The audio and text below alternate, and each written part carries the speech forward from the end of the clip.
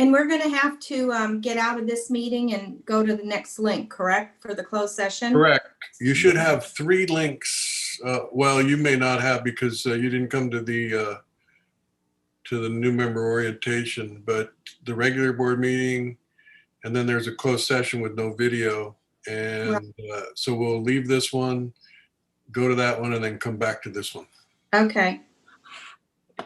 Excuse me for interrupting. Our alternates to attend the closed session, I don't believe I received a link, and I'm fine to sit out, but if I need it, I'll.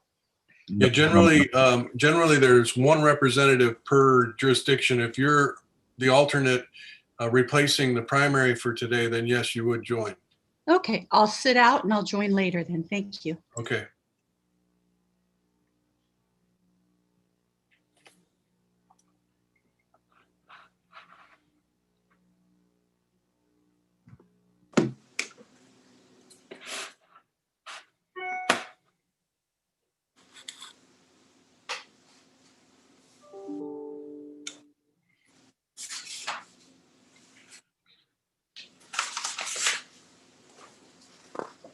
Anthony, are we ready? Looks like we Yes, got a sir. quorum. Yes, we have a quorum, sir. Yep. So I would like to call to order the regular board meeting of the North County Transit District for January 21st of 2021. And I will ask Anthony Flores, the clerk of the board, to call roll. Yes, sir. Esther Sanchez. Board Chair Krantz.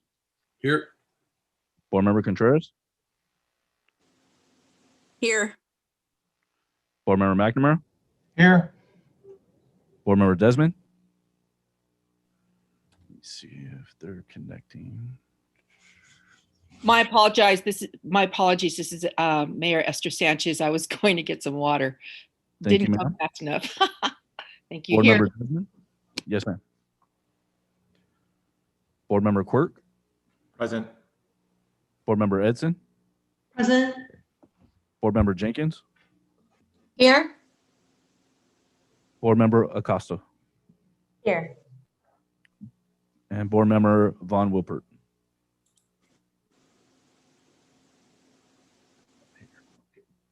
That's roll call, sir. Okay, thank you. And I don't know if we can promote that flag to the main screen, the flag in the boardroom, but if you'd join me in the Pledge of Allegiance, please. I pledge allegiance to the flag of the United States of America and to the republic for which it stands, one nation, under God, indivisible, with liberty and justice for all. Okay, Anthony, please provide a safety briefing and evacuation procedures. Yes, sir. For those in attendance here in the boardroom, in event of an emergency, I'll dial 911. In the event of an evacuation, please exit the building using the stairs. Do not use the elevators. Once clear of the building, please do not re-enter unless told to do so by emergency personnel. We have fire extinguishers and fire alarms on each floor of this building. We also have a portable defibrillator located on the first floor and staff on hand trained on CPR procedures. That concludes my safety brief. Thank you. Are there any changes to the agenda? Yes, sir. Item 9 was removed by staff and deferred to a later date yet to be determined. Item 17 was updated to include a couple of attachments that were provided to the board and was also detailed in the errata sheet provided in the revised agenda packet. Okay, thank you. Anthony, do we have any public comments today? We do, sir. We received 32 public comments related to agenda item 11 for the proposed elimination of flex routes. Those have been provided to the board. There was one comment specific to 372 that we'll be bringing later in the presentation. There were 16 comments related to agenda item 17, the Delmar Bluffs, 15 in opposition of fencing Delmar Bluffs, 1 in favor. We also received 7 general comments, 5 opposed to fencing in the city of Encinitas, and 2 opposed to fencing the San Diego subdivision itself. Those are all the public comments, sir. Okay, thank you. And we are, for the first time, operating in the Zoom world with video, and that and it is in part will allow us to use the raise hand feature. So if you would please take advantage of that as we work our way through this meeting. And Anthony, could you resend the Zoom links and data to board member Desmond? Yes, sir. All right, so moving on, we are going to take 2 closed session items. And as a reminder, you will need to disconnect from this Zoom session and reconnect to the Zoom session link that you were sent for the closed session. At the end of the closed session, you will need to reconnect to the regular board meeting. If you are not going to be joining us in the closed session, you can stay connected to the regular board meeting. And I believe, is that true, Anthony? Will you leave this session going, or are you going to cancel this session while we're in closed session? You are correct, sir. This session will still go. Okay, so no need in logging out if you're not joining in this closed session. And with that, I would like to ask Lori Winfrey, the General Counsel of North County Transit District, to take us into closed session. Thank you, Chairman Kranz. So we have 2 items today that the board will review in closed session. The first one is pursuant to Government Code Section 54956.8. This is a real property negotiation related to the Solana Beach Transit Center. We have asked the City of Solana Beach board member not to participate in this closed session. The second item is closed session pursuant to Government Code Section 54956.9 subsection D1. This is related to existing litigation for the Surface Transportation Board docket number FD 36433. And in this item, we have requested that the representative from the City of Del Mar not participate in this closed session.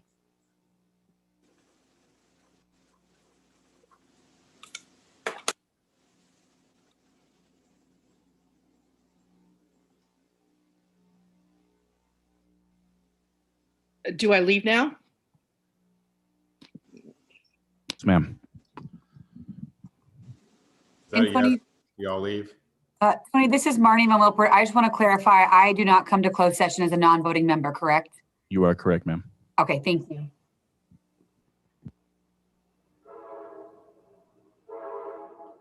That I will leave now, and how will I know when to rejoin? For the second half of closed session.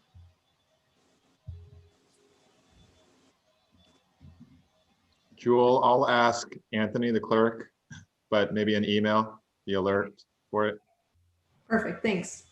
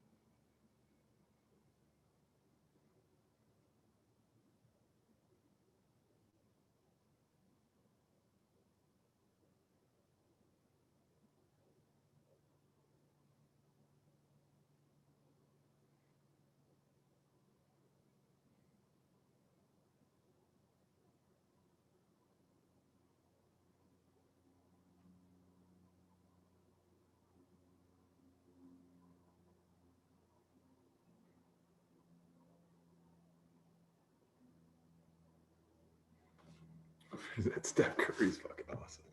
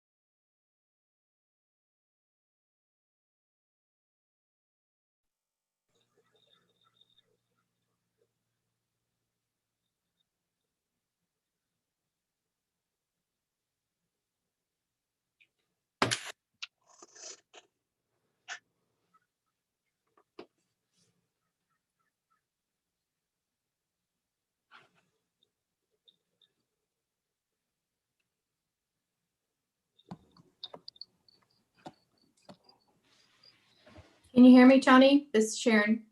Yes, ma'am. Thank you.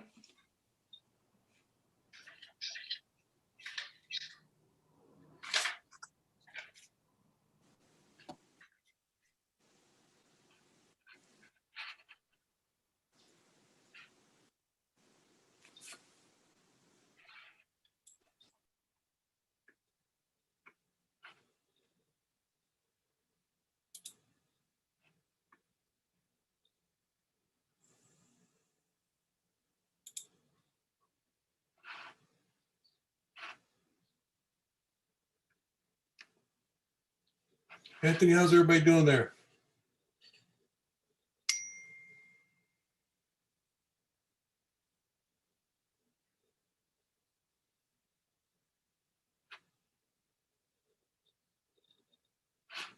Anthony?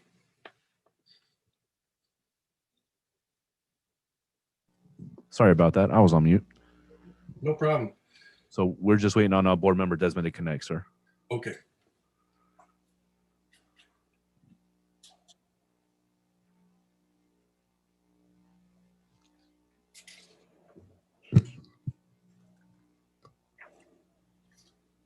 Okay, so Board Chair Kranz and members of the board, we're returning now from closed session.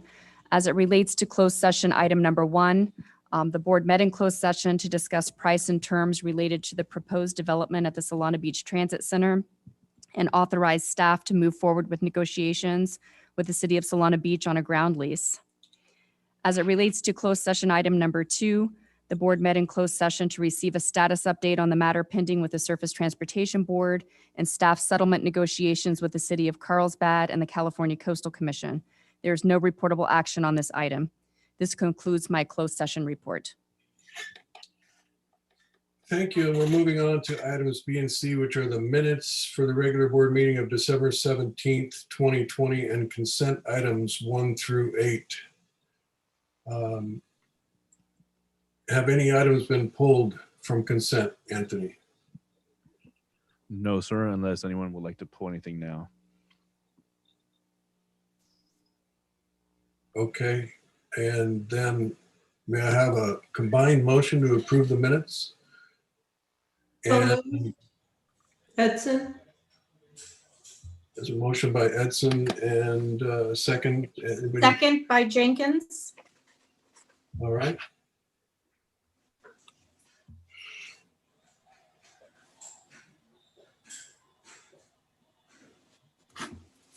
All right, sir. On the combined motion of board member Joel Edson, seconded by board member Sharon Jenkins, to approve the minutes of the regular board meeting held on December 17th, 2020, and consent items 1 through 8. Board member Acosta, how do you vote? Yes. Board member Court, how do you vote? Yes. Board chair Krantz, Yes. board member McNamara, Yes. board member Sanchez, Yes. board member Desmond, board member Jenkins, Yes. board member Edson, Yes. board member Contreras. Aye.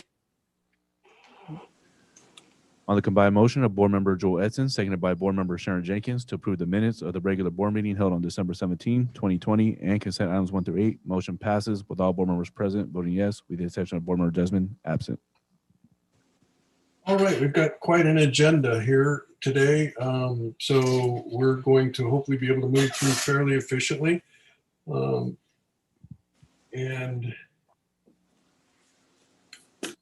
this next item is a very significant agenda item as it sets the foundation for the next 5 years for both our operating and capital budget. As a reminder, the board's established minimum annual goal for capital improvement programs is $15 million. Based on the efforts of staff, we have far exceeded that annual goal. And Yoon Park Lynch, the Chief Financial Officer, is going to review this item. Good afternoon, board members. I am here to present our capital improvement program for the next 5 years, FY22 to FY 2026. Just to provide a little bit background on the process that NCTD follows to develop its capital improvement program, I wanted to give you a little bit quick background on how the process works. The CIP is designed to meet NCTD's operational and infrastructure needs in a responsive and efficient manner.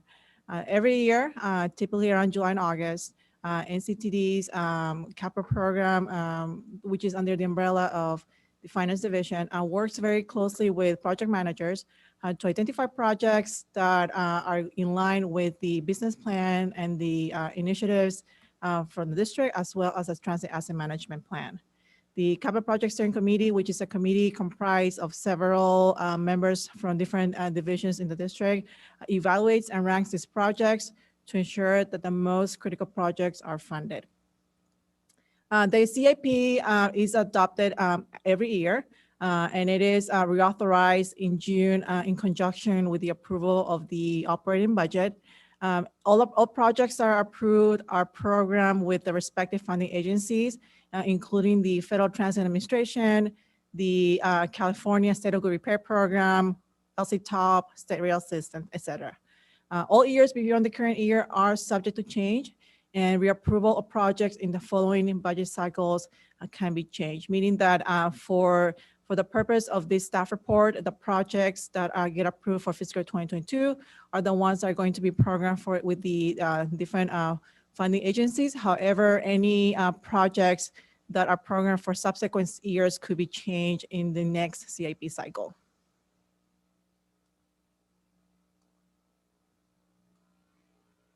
SANDAC, as the Metropolitan Planning Agency for the region, is responsible for adopting a regional transportation improvement program, which incorporates NCTD's capital projects. The RTIP is a 5-year program of proposed projects for major transportation projects in the San Diego region. The transportation projects that are funded with federal, state, and transnet dollars must be included in an approved RTIP. And the NCTD list of constrained projects are programmed in the RTIP. Throughout this presentation, you'll be, especially for those board members that are new to NCTD, you will be hearing a lot the terms constrained and unconstrained. I just wanted to clarify the unconstrained projects are pretty much the entire list of projects that comprise NCTD's needs, regardless of whether or not funding sources are available, meaning that it's all the list of projects that in the we will ideally want to get funded if we have those funding sources available.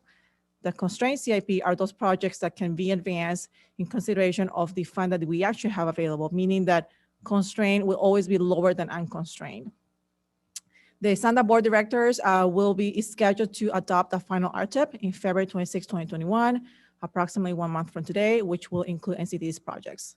Only those projects that are available, that have the funding available are programmed in the RTIP. All other projects where funding is not available remain unconstrained and are candidates for consideration in the next cycle. In order to develop the capital improvement program, it is almost a concurrent process in the sense that we identify all those capital projects that are needed to meet NCT's goals. But at the same time, we have to advance those projects that are within our financial constraints. So in order to do that, we have to identify every year the different funding sources that we estimate are going to be coming to the district for the next year and the next 5 years. And then depending on the different funding sources, we also have to take in consideration that some funding sources has restrictions as far as purpose for use for those funding, yet as some grants are very specific on which type of capital projects they are eligible for funding. So within the different funding sources that we have, that we identify, some of the estimates are provided by SANDAC, others are provided by the State Controller's Office, and the federal apportionments are provided by the Federal Transit Administration. So on the federal standpoint, the funding for formula grants, which are typically 5307, 5337, and 5339, those are allocated to the San Diego region as a whole. And from that allocation, NCTD receives approximately 30% and MTS receives approximately 70%. SANDAC provides the estimates for the TDA funds and the Transnet funds. And those are funding that are derived directly from sales tax revenues. And the state of California is the one who provides the estimates for state transit assistance program. The state transit assistance program is funded primarily through tax on diesel and gasoline and vehicle registration fees. They provide us those estimates. And once we compile all those final estimates is when we are the ones that are pro in our open budget. But for this purpose, for CIP, most of the estimates have are rolling estimates from the prior budget cycle, given that we have not received final numbers for some of them. So this is kind of like a quick chart to summarize, kind of recap the entire process. Like I mentioned earlier, we perform a review of current projects. This process starts typically in July and August of, in this case, from last year, 2020. We make a call per projects. We rank those projects depending on whether or not they meet our state of good repair needs, whether they are whether or not they're included in the transit asset management plan, and whether or not they're already under construction or already undergoing projects, or whether or not they are mandated by law. So depending on the different priorities, those projects get ranked, and they get advanced to the through the cycle to ensure that there's they can be included in the capital improvement program. So today we are really in the process on NCT submission CIP for approval, which at the end of this presentation we'll be asking the board to approve our CIP so we can subsequently incorporate those in our budget cycle for FY22, and for SANGDA to also incorporate these projects in the RTIP. Wanted to give a quick highlights of our CIP cycle. For the next 5 years, NCTD has total capital needs of $315 million. These are just NCTD's projects. They do not include SANDAC's projects, which are capacity enhancing. So in totality, when you look at the total capital needs for the district, we are talking about $1.2 billion. Within the unconstrained, NCTD has the funding available to fund approximately $170 million of the total 315, and $144 million of the projects will remain unfunded. One big component of this year's budget cycle for our capital program is that good news is that NCTD, along with SANDAC, was recently awarded $160 million from the California Transportation Committee from the Trade Corridor Enhancement Program, TCEP. These projects will include the San Diego Double Track Phase 1, Derma Bluff stabilization, and the construction of the Convention Center platform. Within the total budget for this project is $202 million, of which NCTD has to contribute a match of $46 million towards the total project budget. We have incorporated, these $46 million are needed in the next 5 years. So we have incorporated that in our capital improvement program. In order to make this work, we were able to reprogram some flexible transportation dollars that were previously allocated for the coaster expansion equipment. And now those dollars are going to be programmed for the TCEP projects. Also, in order for NCTD to avoid incurring any debt due to the timing of when the expenditures, when the funding is needed versus future funds that will come in FY26, FY27, we may need to use some excess working capital in order to meet those cash needs. Also, in conjunction, very closely related to our capital improvement program is our discretionary grant strategy.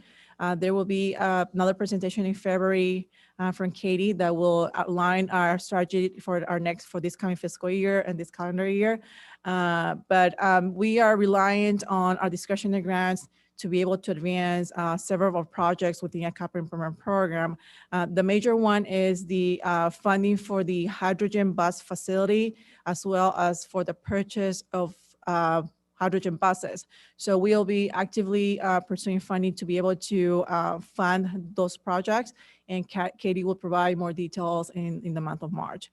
Some key requirements for the discretionary grant strategy is that In order to be able to compete for these grants, we have to have well-defined projects that meets the goals of the funding program. And it also requires typically a significant amount of local match from the district, typically over 50%. And it's also critical that we are able to implement a project in a timely manner. So as I mentioned earlier, the TCEP grant was a successful example of a discretionary grant. We were also awarded recently about $10 million from the Federal Railroad Administration for signal modernization. And we will continue being actively pursuing these grants in order to advance a lot of the projects that are currently have funding needs. This table summarizes our unconstrained baseline. This is the total capital needs for the district in the next 5 years. As you can see from the chart, it totals $350 million. The major needs are mostly from for rail, fixed guideway and transit lines, for rail stock replacement, and also for bus facilities and for bus replacement.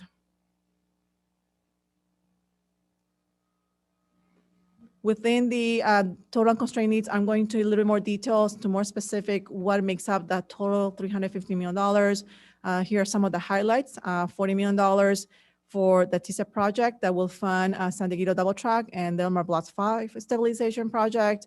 We need about $42 million for state of good repair for the East and West Bus Division maintenance facilities, $37 million for bridge replacements along the coastal right-of-way, $33 million for Breeze hydrogen fuel cell buses and related infrastructure, $23.5 million for two new coastal train sets. I do want to mention that the coastal train sets are already being funded from Insandex Regional Transportation Plan. So those are continuing funding that was already awarded by Sandex Board back in September 2019. Again, going into more details, the different needs for NCTD in the next 5 years. This table summarizes the grant funding summary. As I mentioned earlier, we have to identify the different funding sources that we expect to receive in the next 5 fiscal years. And this table provides those lists of sources and how the funding is being allocated between a CAPR program, our preventive maintenance expenses, and how much monies are going to be available for operating expenses. So I just wanted to clarify, this is just for grants. It does not include other sources of revenue such as fares or non-transportation revenues or auxiliary revenue. This is strictly related to grants. The major funding sources for NCTD are the Federal Transit Administration funding, as well as the TDA and STA, which derive from the sales tax and also on tax on diesel and gasoline. The graphic in this slide illustrates how the monies from the different grant funding sources are allocated. As you can see, as I mentioned earlier, the Federal Transit Administration and TDA are the major sources of funds for the district. And from those funding sources, the amount that's going to be programmed for the CAPR program is approximately 25%. And the remainder will be programmed for operating expenses and for preventive maintenance expenses.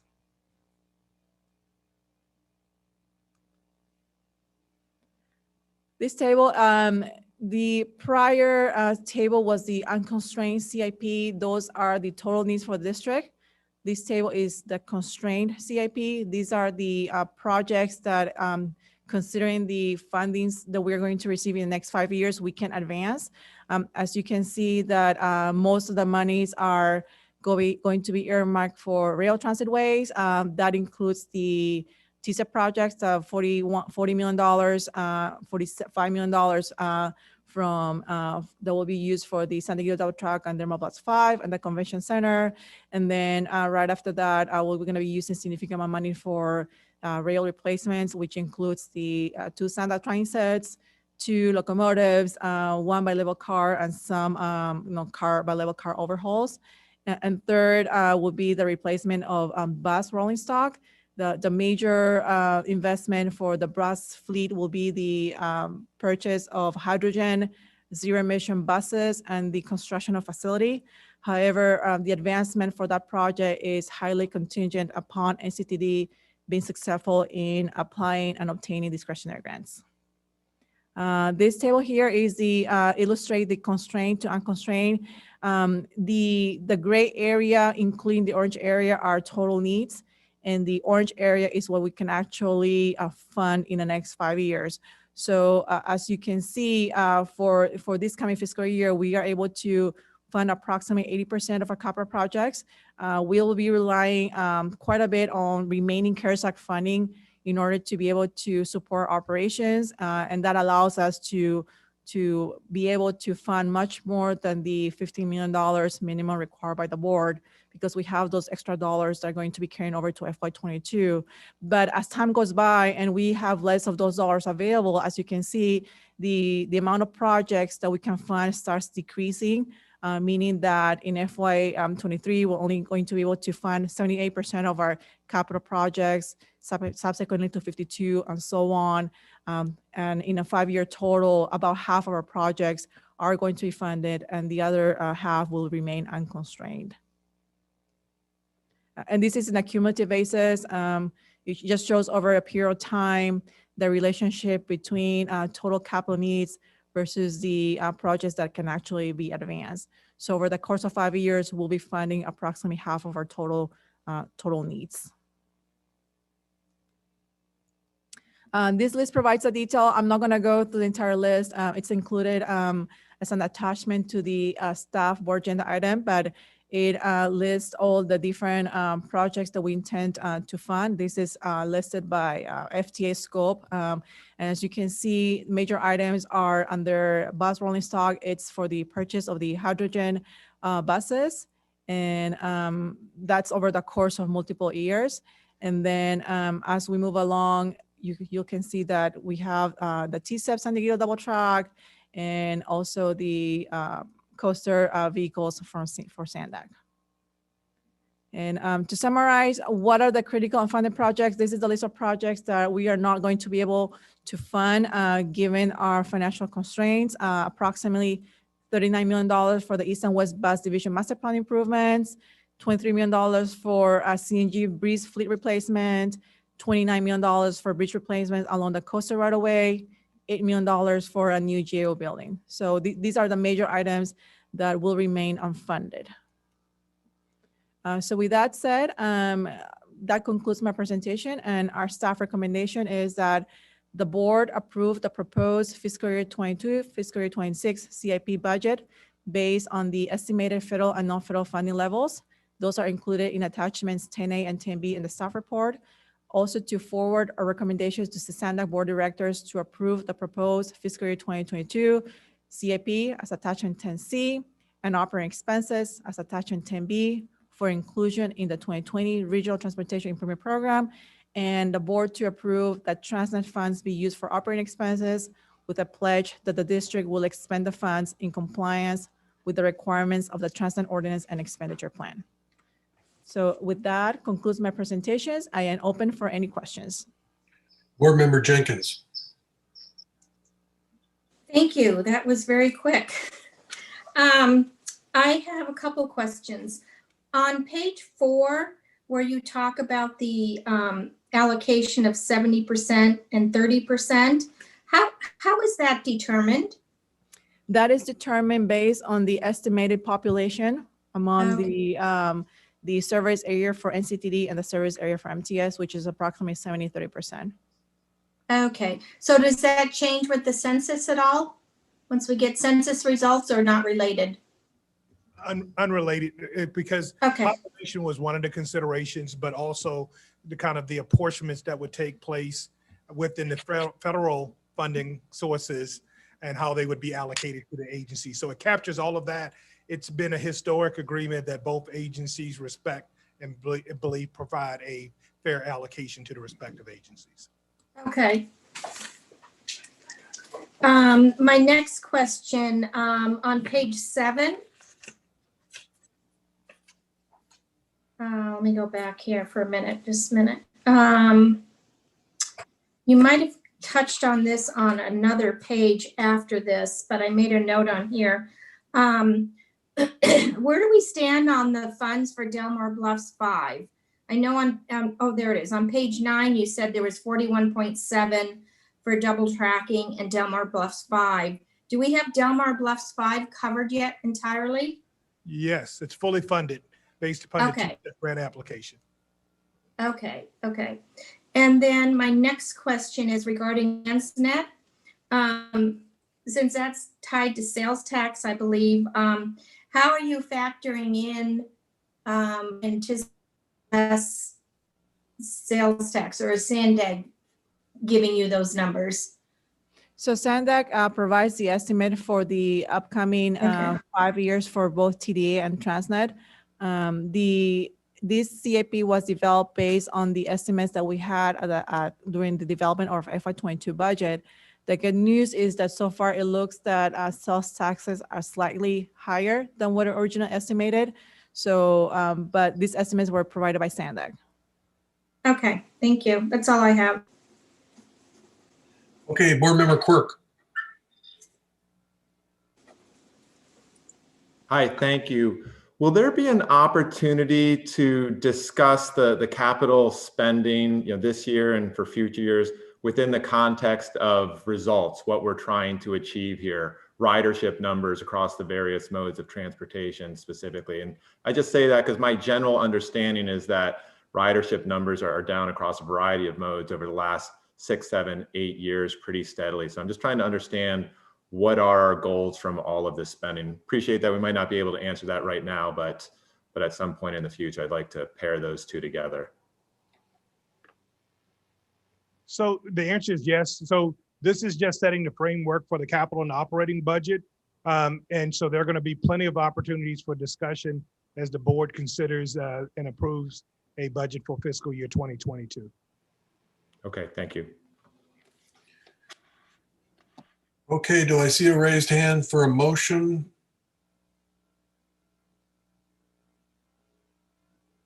I would entertain a motion. Board Member Jenkins. Can't hear you. I think I read your lips. It said I move approval. Yeah, I move to approve. Desmond, Second by Esther Sanchez. All right, on Board Member Jenkins' motion and Board Member Desmond's second.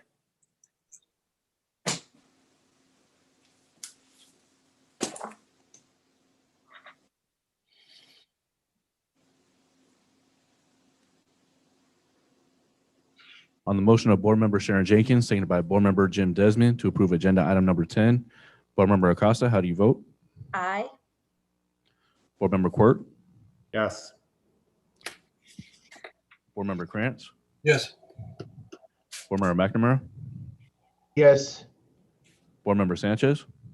Yes. Board Member Desmond? Aye, yes. Board Member Jenkins? Aye. Board Member Edson? Aye. Board Member Contreras? Aye. On the motion of Board Member Sharon Jenkins, seconded by Board Member Jim Desmond to approve agenda item number 10. Motion passes with all board members present voting yes. Okay, thank you. Agenda item 11 is a formal public hearing to consider the elimination of underperforming services. And I know that staff has revised the proposal from the December meeting and is no longer proposing to eliminate the routes that serve Camp Pendleton. This is good news. And we're going to have a presentation from Robert Calix to review this item.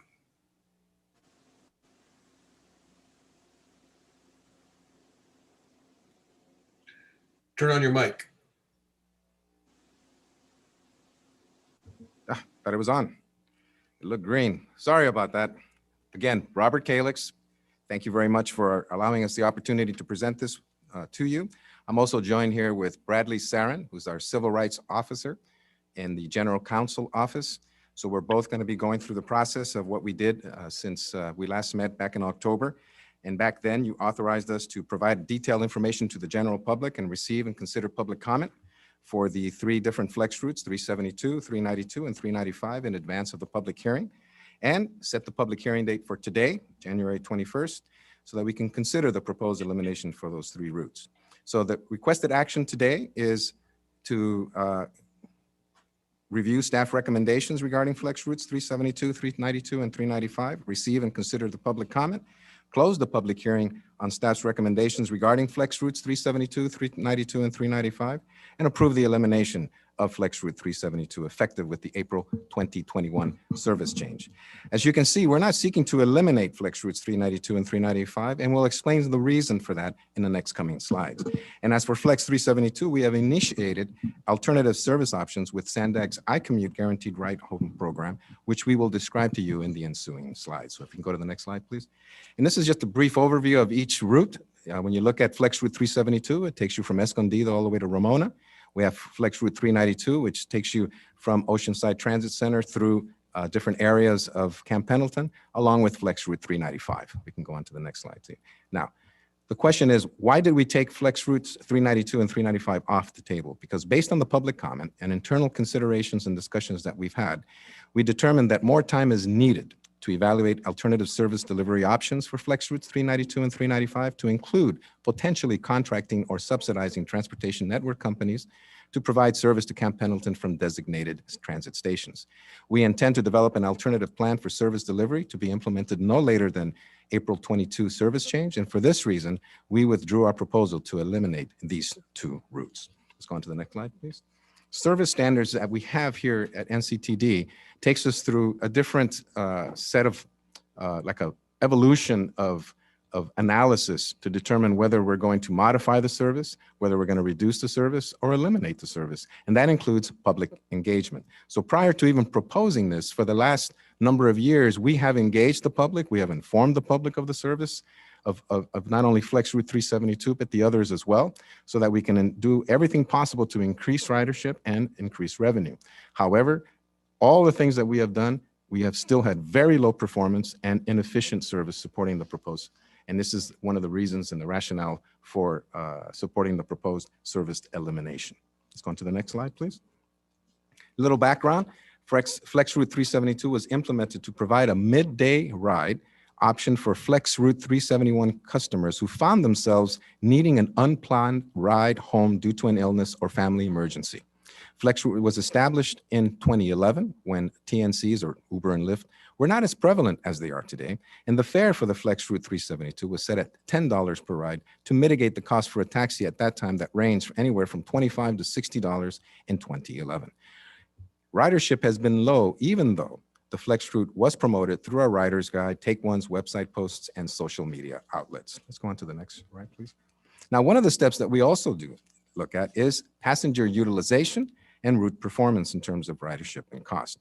And as you can see here, pre-COVID was about 5 to 6 riders per month for this route.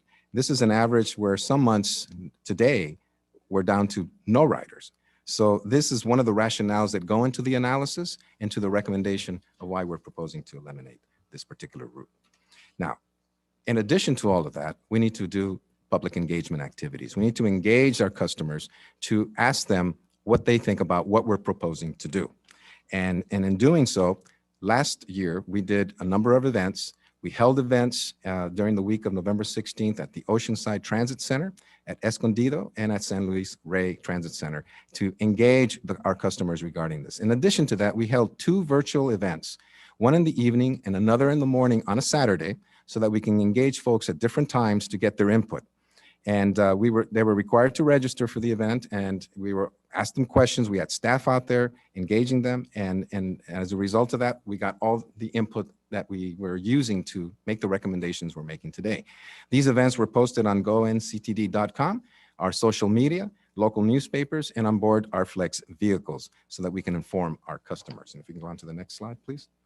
Now, for Flex Route 372, we got one comment, and that comment basically said, look, there are folks out there that need this service, and people that need it to go to work, people who are sick that need to go to the hospital, but indicated a willingness to utilize third-party services such as Uber and Lyft. Now, in addition to all of this, in addition to getting public comment, in addition to looking at route performance, the next step in the process is to be in accordance with our policy by conducting a service equity analysis to ensure that we are consistent with Title VI requirements as set forth by law. And to walk us through this analysis today, we have Bradley Sarin here, who is our Civil Rights Officer within the Office of General Counsel for NCTD. Bradley? Thank you very much and good afternoon. I'm going to speak about the Title VI requirements regarding the elimination of Flex Route 372. So pursuant to FTA Circular 4702.1b and NCT Board Policy Number 30, a Title VI service equity analysis is required for any time there is a major service change, which includes the elimination of a route.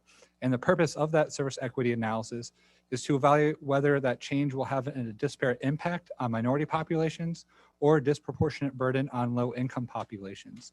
Now, there are thresholds established to determine if there is a disparate impact or disproportionate burden, which are Board Policy Number 31 and Board Policy Number 32.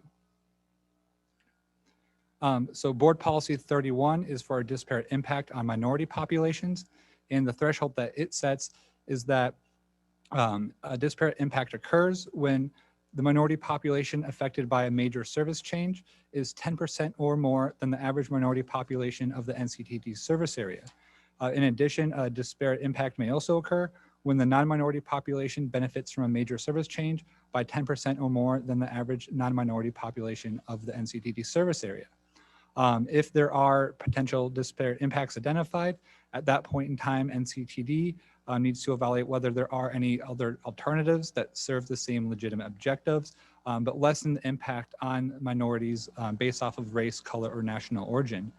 If there are no other options available, at that point, NCTD must have a substantial legitimate justification for making the service change. And if there is a disparate impact identified, at that point in time, NCTD must engage in public participation, which for Flex Route 372 was done back in November, to discuss the alternatives and appropriate mitigation measures. Likewise, for disproportionate burden, the threshold is established at whether the affected low-income population is 10% or more than the average low-income population of the NCTD service area. A disproportionate burden may also occur when non-low-income population benefits from a major service change by 10% or more than the average non-low-income population of the NCTD service area. Just like with disparate impact, if a disproportionate burden is identified, at that point in time, NCTD needs to investigate whether there are any alternatives that could avoid, minimize, or mitigate the impacts of the proposed service change on the affected low-income populations. In the event that a disproportionate burden is identified, NCTD again must engage in public participation to discuss alternatives or appropriate mitigation measures. So based off of the Title VI service analysis that was conducted, NCTD found that the affected population of minority is 62.3%, which is 15.2% more than the minority population of the NCTD service area at 47.1%. And for low-income population, it found that the affected population of low-income individuals for Flex Route 372 is 40.1%, which is 12.2% more than the low-income individuals in the service area at 27.9%. So because a disparate impact and disproportionate burden were identified, NCTD analyzed any alternatives that were available that would help mitigate the impact on minority populations. And what NCTD came to a determination of is the Sandag iCommute Guaranteed Ride Home program. That program serves the same purpose as Flex Route 372 by providing passengers with the ability to get a midday trip home in the event of an emergency or if something was unplanned. And the same thing for disproportionate burden. The Sandag iCommute Guaranteed Ride Home was found to be a viable alternative for low-income passengers to help mitigate the impact that the eliminating Flex Route 372 would have on them. The big thing with the Sandag iCommute Guaranteed Ride Home program for individuals who are low-income is it allows all passengers using that service to be reimbursed up to $100 per use, up to 3 times per year. So as I said before, the iCommute Guaranteed Ride Home program serves the same function as Flex Route 372, which is to provide a transportation service in the event that there is an unexpected ride home. The program fully reimburses the cost of travel up to $100 per use as compared to the $10 fare that is charged currently for FlexRoute 372. However, this program can be only utilized up to 3 times per year. However, there are still additional resources available for passengers who need a ride home, who use the Sandag iCommute Guaranteed Ride Home program more than 3 times, such as taxi services and transportation network companies such as Lyft and Uber. Since the iCommute Guaranteed Ride Home program serves the same legitimate objective as FlexRoute 372, the recommendation to eliminate FlexRoute 372 is consistent with and complies with Title VI requirements, and information on the Sandag iCommute Guaranteed Ride Home program will be available on multimedia platforms such as NCTD's website, social media accounts, and distributed on board for FlexRoute 372. So that concludes my portion of it. I will pass it over to Robert to finish off the presentation.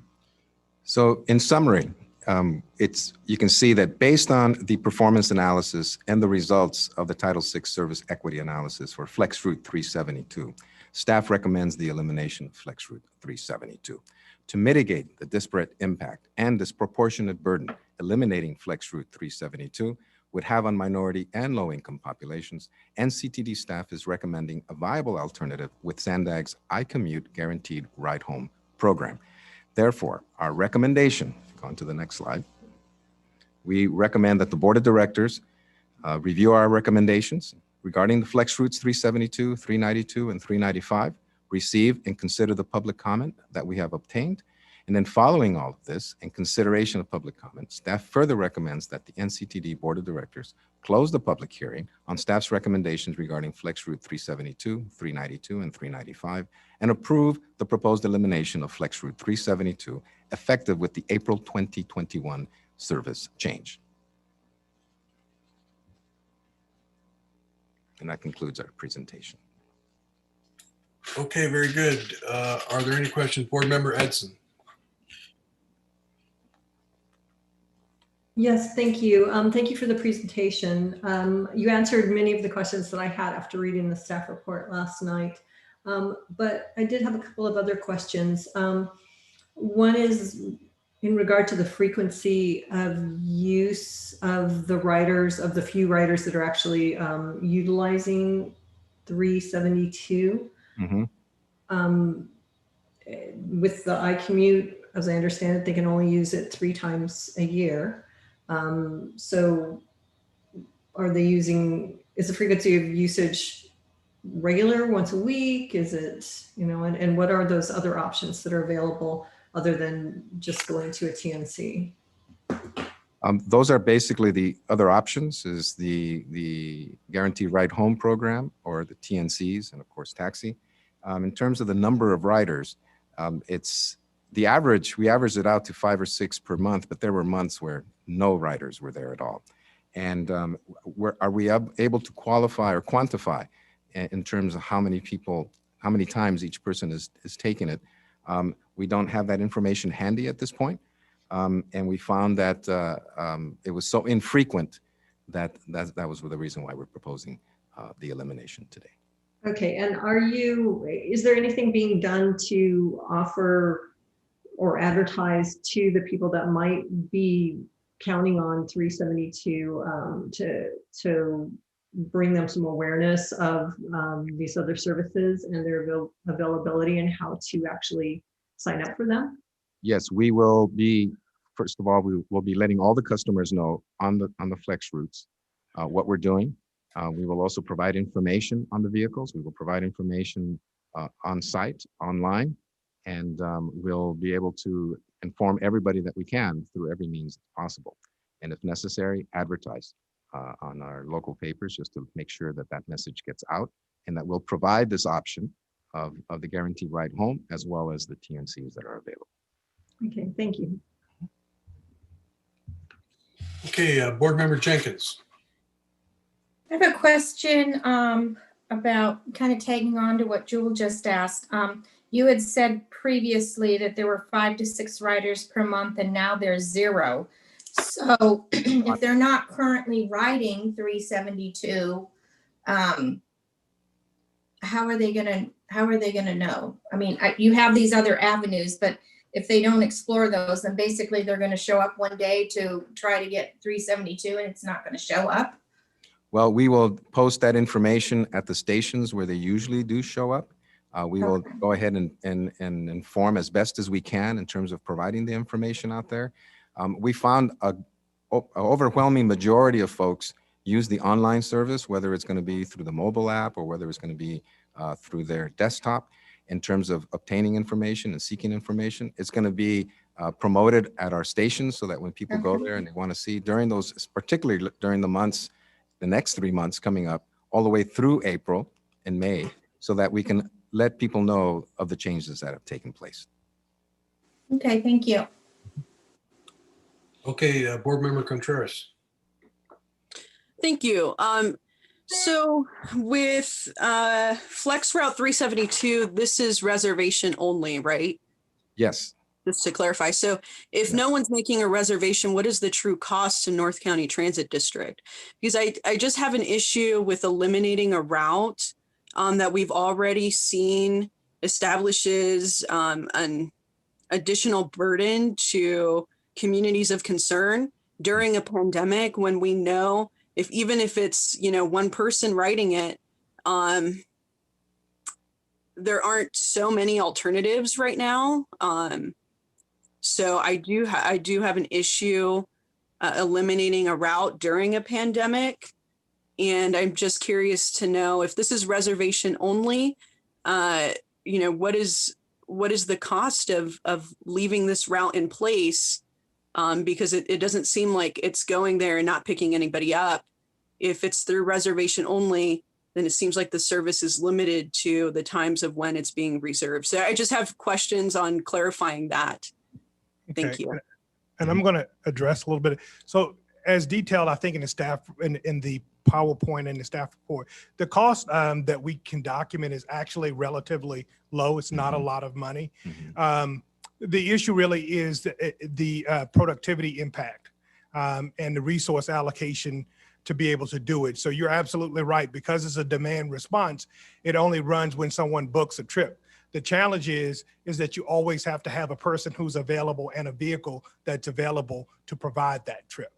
And so part of the transition that we want to make is, if you look at the construct of this route and the history of it, was that it was really put there as a midday option for 371 ridership. And people are using it primarily in the event that they have unplanned trip need and need to get home.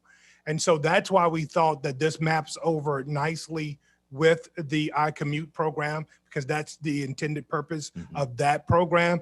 But I hear you loud and clear. I think what we can do is make sure that we come up with some options that can be made available to these people through our future discussions with TNC companies, that maybe we can find a way to offset some of those costs for when those trips takes place, because there are lots of things that we can do with those companies to try to mitigate some of the impacts. But for us, it's operationally inefficient because it requires us to make sure an operator is available and a vehicle is available. Sure. And I hear that concern. I read it in the staff report, some of what you said. So I wanted a little bit more clarification. But, if this was just any regular year where we don't have a pandemic, eliminating the service as soon as April wouldn't seem like a problem to me. But because of the nature of what we're in, I do see a lot of issues with moving forward and eliminating this as soon as April of this year. I feel like this is something, since it does have a low cost to it, and I understand time utilization and needing to have someone on staff. And we also have constraints during COVID-19 with staffing, right? Because of the nature of the virus. So in weighing these different issues and cost benefit, I feel like it's unnecessary to eliminate this mid-year. I think it would be better if it were eliminated maybe towards the end of the year. So the question for me is the timeline, and I just don't see it as appropriate to eliminate as soon as April. I'll offer a motion that, I move that we accept staff's recommendation with the change of when it's going to be eliminated to the last quarter of this year. So. Board member, can I give you just a little bit of information that maybe will address your question? So we change services 2 times a year, April and October. I hear you loud and clear, and I don't think anybody from staff would have a tummy ache with having either October as a date that this would take place. So I would say, just to clarify my motion, I accept staff's recommendation with the exception of April and moving that to the October 2021 elimination date. Board Member Edson.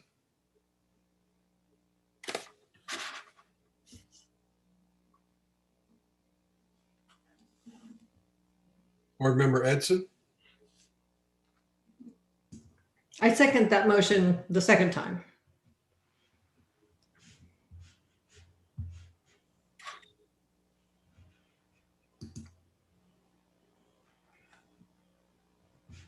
Did you hear me? Yes, I'm waiting on Anthony. Andy? Okay, sorry. Just so the board members understand, with this motion, we'll be also closing the public hearing. Okay. Yes, we will be closing the public hearing in addition to entertaining this motion. On the motion of Board Member Contreras, seconded by Board Member Edson, to close the public hearing and approve agenda item number 11, with the exception of the service change date changing from April 2021 to October 2021. Board Member Acosta, how do you vote? Aye.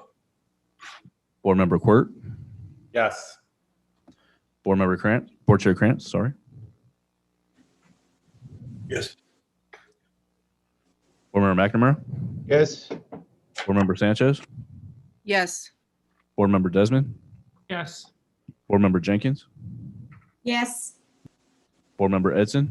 Yes. Board Member Contreras? Aye.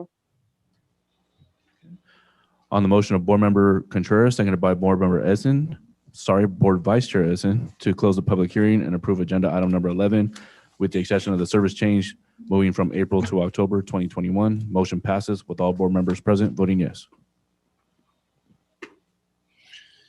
All right, thank you. Every year the board adopts a legislative agenda on an annual basis, and there are no significant changes from last year. But I believe staff will highlight the request to maintain support for liability reform, which is something that is important to the district and the respective jurisdictions we represent. Katie Persons, Senior Strategic Planner, is going to review this item fairly quickly. That is correct. I'm just going to highlight a few key items.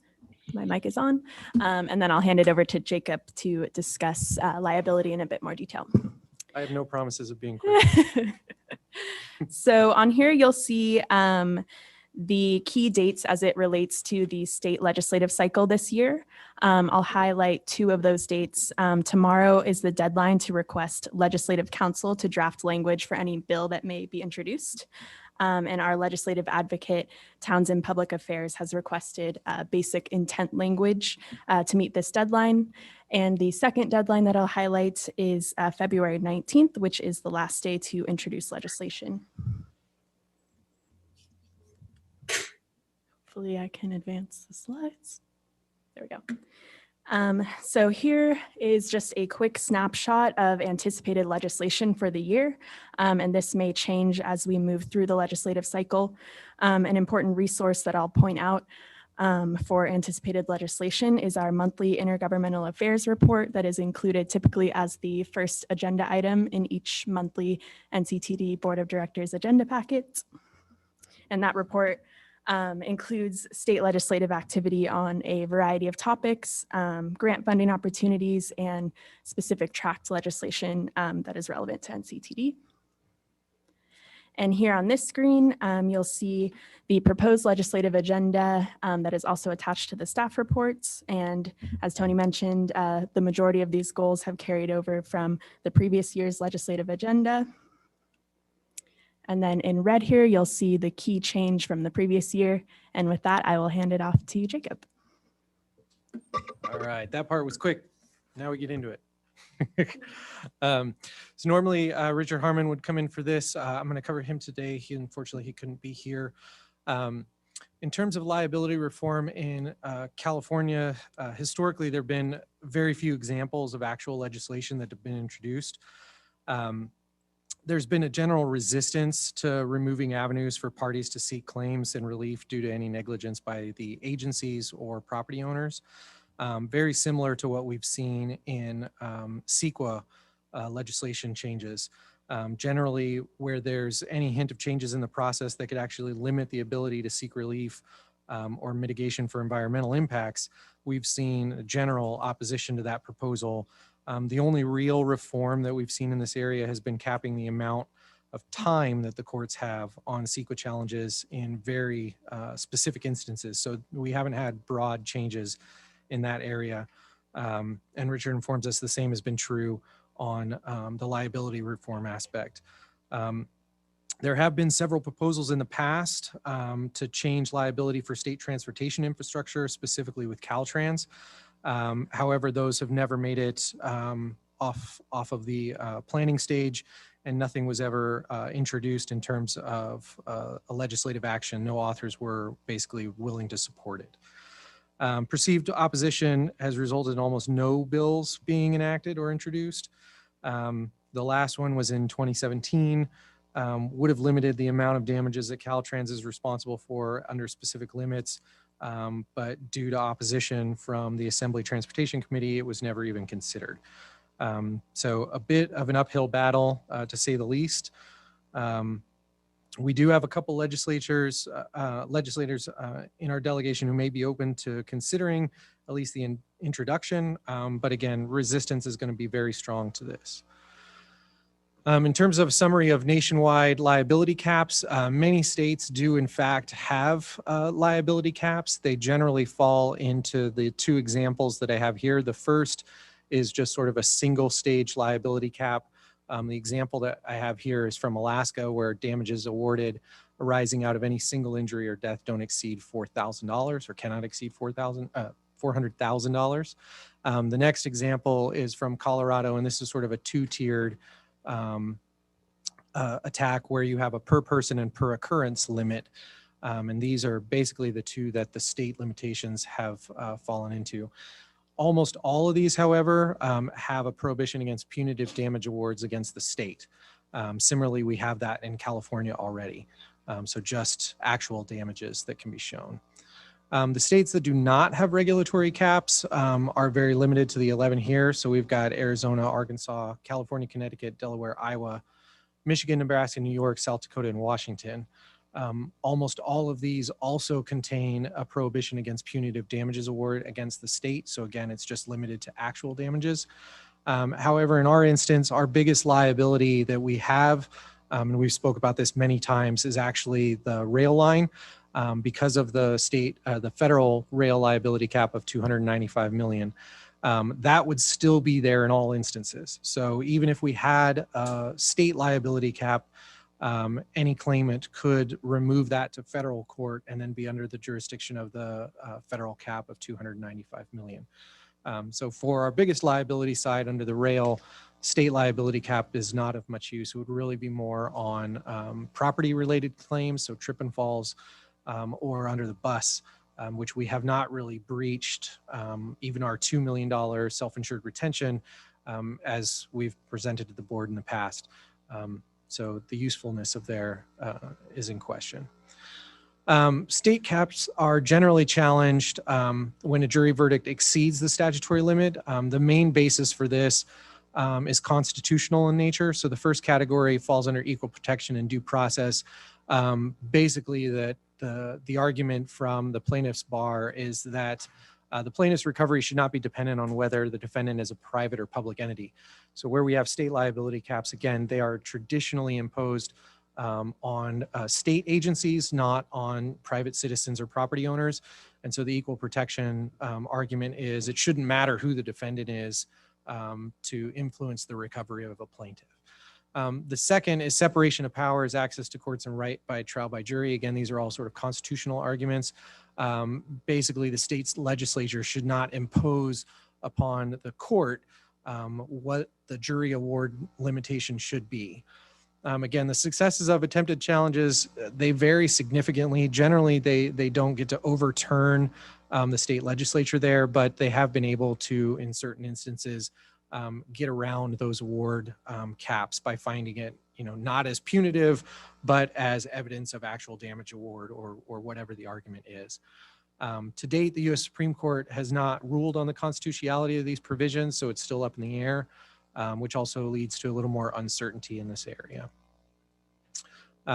Very brief, again, discussion of the state caps, but I know that this one was brought up specifically several times when we were talking about the insurance renewal and our liability and risk assessment there. But the staff's recommendation is to adopt and authorize the implementation of the legislative agenda. If there are any questions specifically to anything Katie spoke about or to the liability cap aspect, again, we will try to pursue that as we do every year, but it's not something that we're really holding our breath on. Is there going to be a placeholder? Is that what was mentioned as part of this? Yeah, so if we go back to the legislative agenda, these are the list of items that Richard has proposed that we kind of throw out there as interest, and specifically the support legislation that reduces the risks associated with liability claims. It's something we always have on whenever we get in front of any of our delegation. It's something that we bring up, but we don't have at this time any specific language that we would be proposing. Okay, I don't see any Zoom hands, so I would entertain a motion.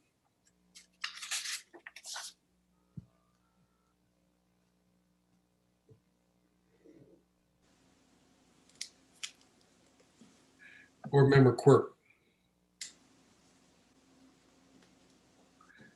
I think I read your lips, said you made a motion to adopt and authorize staff to implement the agenda.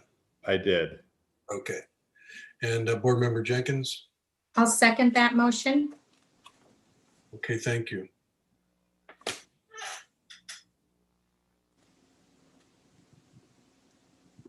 On the motion of Board Member Dan Quirk, seconded by Board Member Sharon Jenkins to approve agenda item number 12, adopt proposed NCTD legislative agenda.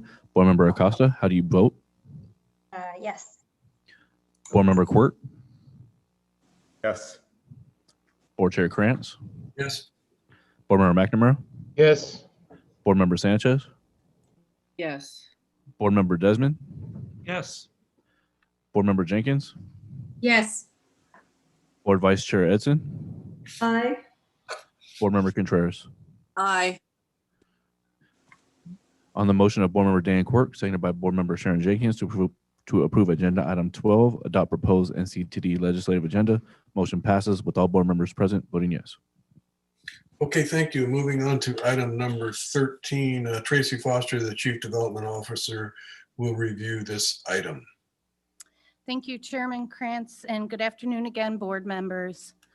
I'm quickly going to just take you through some background as it relates to the right-of-way fencing. Back in November, we had a workshop for the board to discuss NCTD's efforts to mitigate trespassing. That touched on the significant risks associated with trespassing, specifically related to public safety and the risk of human injuries and fatalities and the emotional harm to our frontline employees and first responders. Also, the liability claims and putting NCTD in the position to defend numerous lawsuits associated with trespasser-related incidents, and of course, affecting our on-time service performance. NCTD uses the 3 E's framework to address trespassing. That's education through outreach and training, enforcement, ensuring compliance with appropriate policies, rules, regulations, and practices, And then engineering, designing improvements to decrease the potential hazards associated with process. NCTD in 2020 performed trespasser risk reduction analysis. And one of the recommendations is installing physical barriers such as fencing and surface treatments. NCTD wanted to ensure transparency in this process, so created a website. And on that website in October, we put out the risk reduction study. And on the website also had additional related information on the 3E framework, the proposed fencing detail, and general frequently asked questions and some specific information related to Del Mar. Other public outreach, we sent letters and copies of the trespasser risk reduction study to all the cities the beginning of October. We requested the study feedback within 15 days of receipt of the study. We also offered to review and have reviewed at city council meetings. We indicated that at that time that the board was seeking to award construction contracts by the end of the calendar year, and offered alternative fencing styles if the city was willing to accept any increased costs or additional risk. Responses for that were required by the city at the beginning of November. The city of Oceanside was really timely in providing their response to us in October, indicating that there were no concerns with the recommendations within the study report. And they didn't have any desire to pursue any fencing upgrades. After that, in the beginning of November, NCTD received some inquiry from Oceanside residents regarding the use of NCTD property and the fencing. We immediately contacted the residents within the community so that we could understand what their concerns were, and also reached out to the city of Oceanside right of way to discuss if the city had any interest in utilizing NCTD right of way as the residents were suggesting. The city took it back for a review, and then in anticipation of their review, we got out a draft agreement to them in December that outlined the framework for use of NCTD property. The fencing project limits align well with the trespasser risk reduction analysis. And essentially for Oceanside, it begins in the vicinity of Cassidy Street, actually north of Cassidy Street. It's roughly a little over 5,300 linear feet of fencing on both the east and west side of the tracks, from Cassidy down to the Buena Vista Lagoon. Here's just a few visuals for you of the fencing outline. So to the left of your screen, you'll see the street that is perpendicular to the right-of-way. That is Morse Street, and right above the right-of-way east of the tracks, that is Broadway. And so the fencing would essentially start just north of Morse Street, connecting to additional fencing that already exists in the right-of-way with the neighboring RV park. They have a lease with us, and they have existing fencing for their area. So we would connect to that fencing and then carry it downward. And again, this is on the east side of the tracks towards Cassidy. On the west side of the tracks, we would just connect into existing fencing at the corner there of Myers. There already is fencing that exists on the west side of the tracks. You'll notice directly next to the street there, there is a bike path that includes fencing just to the east of the bike track. So we continue down Broadway, fencing along the right-of-way lines at the corner of Cassidy and Broadway. There you'll see the green area. That is a park that exists today. It's a leased park from the city of Oceanside. They lease it from NCTD, and it is currently fenced right at the right-of-way line. And they that fence is not in great shape, so we would include a replacement of that fencing. Continuing across Cassidy, on, again, the east side of the tracks, that is already fenced, and there's a bike path that runs along Broadway there, and fencing already exists on that side. To the west of the tracks, we would install 4-foot chain link at the intersection there. That is a regulation, the CPUC regulation, to have only a 4-foot high fence there due to line of sight for vehicular traffic. The fencing would continue then 6 foot down along Myers there. And up above on the east side, again, we would connect into the existing track or the existing fencing that exists there already, continuing all the way down on both sides of the track to the Buena Vista Lagoon. So a little bit, I want to get into the incidental use and just brief you quickly on what incidental use is, as it will relate to the City of Oceanside's request that I'll go through in just a couple more slides. So board policy number 11 allows for incidental use of NCTD property. Within the board policy, it stipulates that it shall not interfere with any current or future use of the right-of-way and NCTD's needs. The executive director allows such use in accordance with board policy 11. And also we have an administrative policy that also outlines requirements for incidental use. It shall be at fair market value and or charge the appropriate fees that are established by the board approved cost recovery fee schedule. Fair market value for leased properties can typically be, fair market value is determined typically by an appraisal. The fees, however, can be waived for a city or other public agency if there is a reciprocal benefit that can be established that is provided to NCTD. The entity that has the facility or the use of the property is responsible for any relocation costs should NCTD's uses or activities come about. So we maintain continuing control of the right-of-way within the agreements. And it also requires any reimbursement to NCTD for the costs in processing the agreement. The incidental use requires the execution of a standard real estate agreement. The agreement itself defines the area of use, including any improvements that will go in the area. It identifies the compensation or identification of a reciprocal benefit.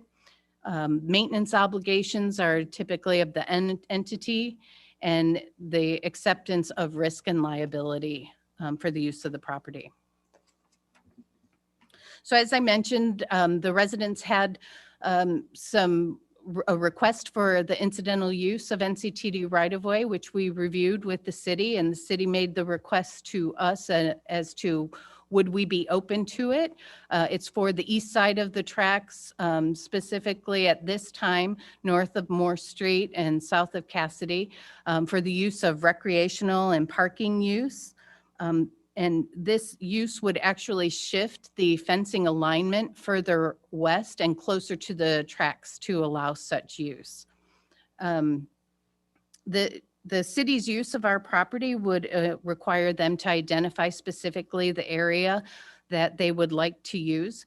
And again, in accordance with our policies, acceptance of the risk and liability and compensation to NCTD just for the portion that is north of Moore Street. And I'll show you a visual that will better explain that. And most importantly, we need to ensure that the use and putting together these agreements, that it aligns with our project schedule. So these are diagrams that we actually received from the residents of the city of Oceanside. And so you'll see the blue outline in the pictures, and that identifies the use that the city is requesting. And so again, it's on the east side of the tracks. While there is a desire to utilize the property on the west side of the tracks where the fencing already exists for the rail trail to shift that fencing over, it appears that it might be a longer term project for the city, but NCTD remains open for those conversations and potential use by the city. And so it is all just along Broadway there down between Morse and Cassidy. The upper right-hand picture, that's the area north of Morse. So there's an existing pedestrian undercrossing right there that the city would like to make sure that people have access to. And so where we were originally just going to connect into the existing fencing, we would instead shift the alignment of the fence, keep the existing fencing that's there for the RV park, and shift the fencing to the west so that it would allow a pathway to get to the undercrossing. And again, that would be in the city's incidental use and part of the agreement. But for that portion of the fencing, as that wasn't in our original scope of work, the city would have to pay for the difference on that for that additional fencing there. In 2017, NCTD and Sandag developed some standard drawings, one of which is specifying 6-foot chain link fence. As part of the city's incidental use requests, they are not asking for any fence deviation. They are fine with the standard. So we prepared a scope of work with NCTD's job order contractor for our job order contractor to fence in Oceanside. We prepared that at the end of the year.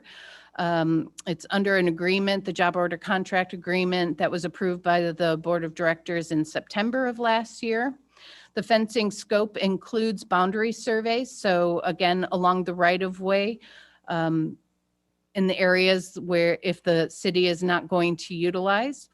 We requested 6-foot black vinyl coated chain link, which still meets the design, the engineering standard established for NCTD, but best matches the community aesthetics and the existing fencing that's out there today.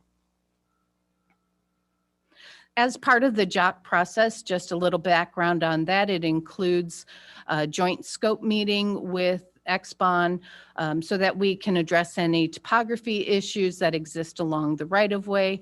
We have upfront communication with them so that there's no misunderstandings, and if changes are needed, the pricing is directly in the JOC contract construction task catalog.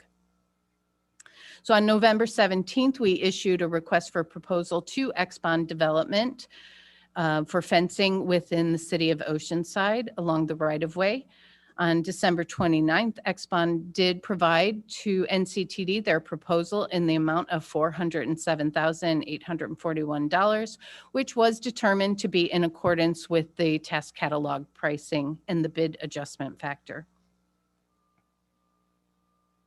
The fiscal impact of this contract action is $407,841. The project is funded by TIRCP grant and matching TDA and FTA funds in NCTD project number 519003. NCTD does need to timely advance this project in accordance to grant obligations and our commitment, and would need to provide a notice to proceed to the contractor for this work by March 1st of this year. The budget within this project is $2,382,053, and by this contract action, if approved by the board of directors, would reduce that balance to $1,974,212. So the staff recommendation is to approve job order number 21009-003 to XBON Development for right-of-way boundary fencing installation in the city of Oceanside in an amount not to exceed $407,841. All right, thank you. Board Member Sanchez. Thank you. And thank you for listening to our public and also our city staff, because it was the city staff that and that got together with our community to come up with a better design. Unfortunately, we had no report from our previous representative about the fencing. First time I found out about the fencing was probably in last month, December. So I actually asked staff about it. I asked the community about it, and we had a quick meeting and we were able to move. So it's unfortunate that that happened. I promised to be a better representative for our city, but I am asking that the motion be amended to add as proposed by the city of Oceanside. It doesn't exactly say that. I'm concerned that if the motion is passed as is, then it could be interpreted as originally proposed without the changes that we have requested, and that is apparently acceptable to NCTD staff. Tracy, can you go back one slide? Sure. So how would you propose that we change the staff recommendation for right-of-way boundary fencing installation? Yeah, comma after the amount as proposed by the city of Oceanside. Okay. Is there a second to that motion? I see. Sorry, I have my hand is up and I have a question, or Karina, I know you do too, so. You can go first. Oh, okay. Well, first of all, I want to thank Esther for speaking up. You know, we're dealing with the same issues, the suddenness, her not being aware of it despite being an elected official until December speaks volumes about how the process unfolded. I would be fine with deferring this recommendation until we get the specifics in front of us as Mayor Sanchez is proposing. I don't think that there's any rush to do so if we can't get total clarity. I don't know if it's completely fair to the board to have us vote on something vague. I'm very supportive of Esther's comments, recommendations. I want to defer to what she is saying. I do want to note that in my own organization against the Del Mar fencing project, I received a number of inbound requests to fight the fences in Leucadia and Oceanside. So there was a lot of people reaching out to me because I was somewhat prominent on this issue. But again, I'm going to defer to Mayor Sanchez heavily on where we should go on this. Yeah, and I appreciate the comments. I hope you don't mind my speaking up here. The email was sent to us at City Council this morning, and I believe it was forwarded to NCTD today. So that's why you don't have more. You don't actually have that email before you. So if it's not a rush, because I think I did see the date, the deadline, and it would be before. I mean, it would still be before the deadline if we were to continue this, if you have any concerns or issues. But it's my understanding that NCTD staff is in agreement. That is what I heard through my staff, those were the conversations. I'm hearing that today. But if there is need for clarity, I'm happy to wait and to make sure that there is that clarity. Board Chair Krantz, if I can. Yeah. So there is no concern from staff in terms of the request from the city of Oceanside. We have consistently communicated to that. I think we are under a tight timeline. We do need to award this contract at this board meeting for this. We are actually significantly behind the schedule for award of a construction contract. I think trying to address the mayor's concern is maybe just directing the executive director to work with the city of Oceanside to finalize an alignment that meets the needs of the city of Oceanside. Would really cover what she's looking for. That was what I was trying to get with adding the language at the end of the requested motion. In other words, comma, as proposed by the city of Oceanside. But if the language that you just provided, perhaps makes it a little clearer. And I'm just recommending that, Mayor, if it's acceptable to you, and if we could just have that as two separate points, because one is just purely the procurement item, and then if we just have the second point, that will lock it in for us that we're going to work closely with the city to finalize that alignment. Board Member Jenkins. I was just going to ask staff for comment if it could be changed. Matt's discussing it, so sorry, I'll take my hand down. All right, Board Member Jenkins, or Vice Chair Jenkins? Edson, sorry. It's a long day. I was actually going to ask the same question, and it sounds like there's some flexibility at the staff end, and that Mayor Sanchez is comfortable. If that's the case, I'd be happy to second the motion. Okay, Board Member Desmond. Thanks. I understand that the motion still is as with the language as directed or as the city of Oceanside wanted. And quite frankly, I think that's a stronger message than what Matt has been proposing. But so Matt, I'd ask you that if that language is in there that Mayor Sanchez had first suggested, does that change anything from what you're proposing, or is it the same thing? Well, here's my concern. The city of Oceanside, as they get into the details of a project, may want to refine the alignment. And so I'm trying to create flexibility for this action to occur and not bind anyone in a negative way, because from a practical point of view for NCTD, the city of Oceanside taking control of the right of way is a clear benefit for us. We don't have to maintain it. They assume the responsibility so we love it as staff. But I don't want to tie their hands up to say that the alignment that they propose today is the alignment that they have to do in the future. Right. Okay, well, I just want to make sure that if there's any disagreement, that it comes back, I guess, has the potential of coming back to us if there is some sort of unforeseen circumstance that you can't work out with them. Yeah, that would be your what you would do. Is that correct, Matt? Is that you would, work with Oceanside, and assuming that, you recognize it's beneficial to NCTD, that you would come to an agreement. And if there were something that held up an agreement, you would come back to the board. Yes. You wouldn't move forward with the original proposal that Tracy outlined without coming back to us. No, obviously for us, it is better for the district, for the city to take control of this property and be responsible for the maintenance of this property. Okay, Board Member Contreras. Yeah, you know what? A lot of my questions are, well, my one question is kind of being tossed around right now. And it just has to do with, the addition of Mayor Sanchez's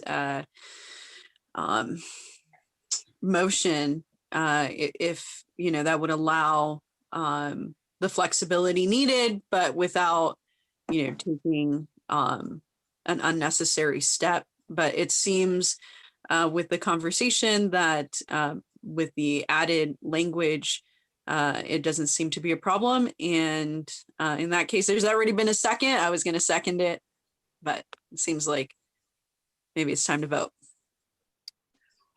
And so let's work our way back. Mayor Sanchez. Right. Thank you very much. I wanted to also add that we are actually now in discussions with the Coastal Commission, and they are thrilled about the potential for another beach access. So, and this works right in line with what we're requesting as a new alignment.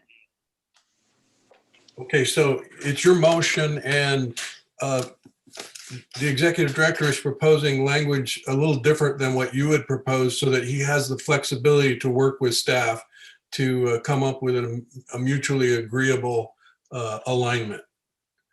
So it would be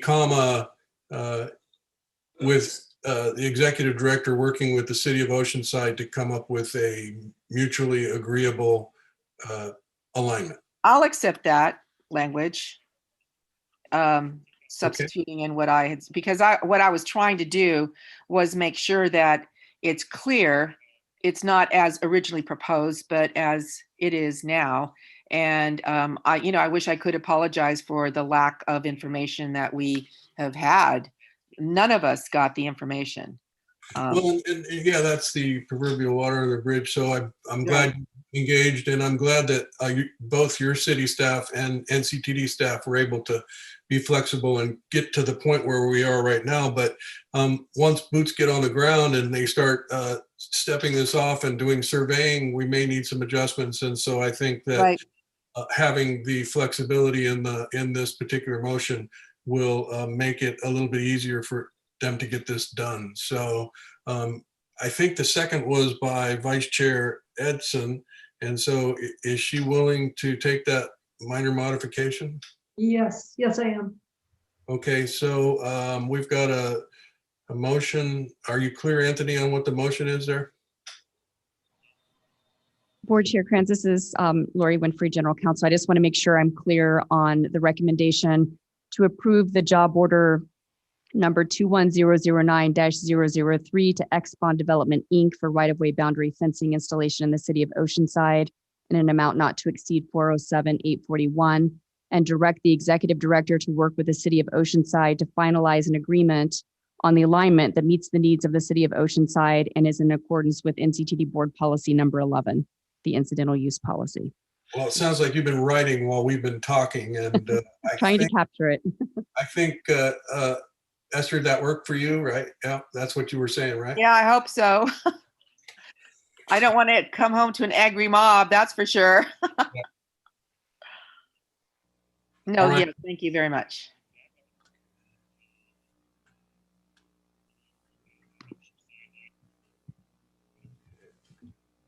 Hopefully I get this right.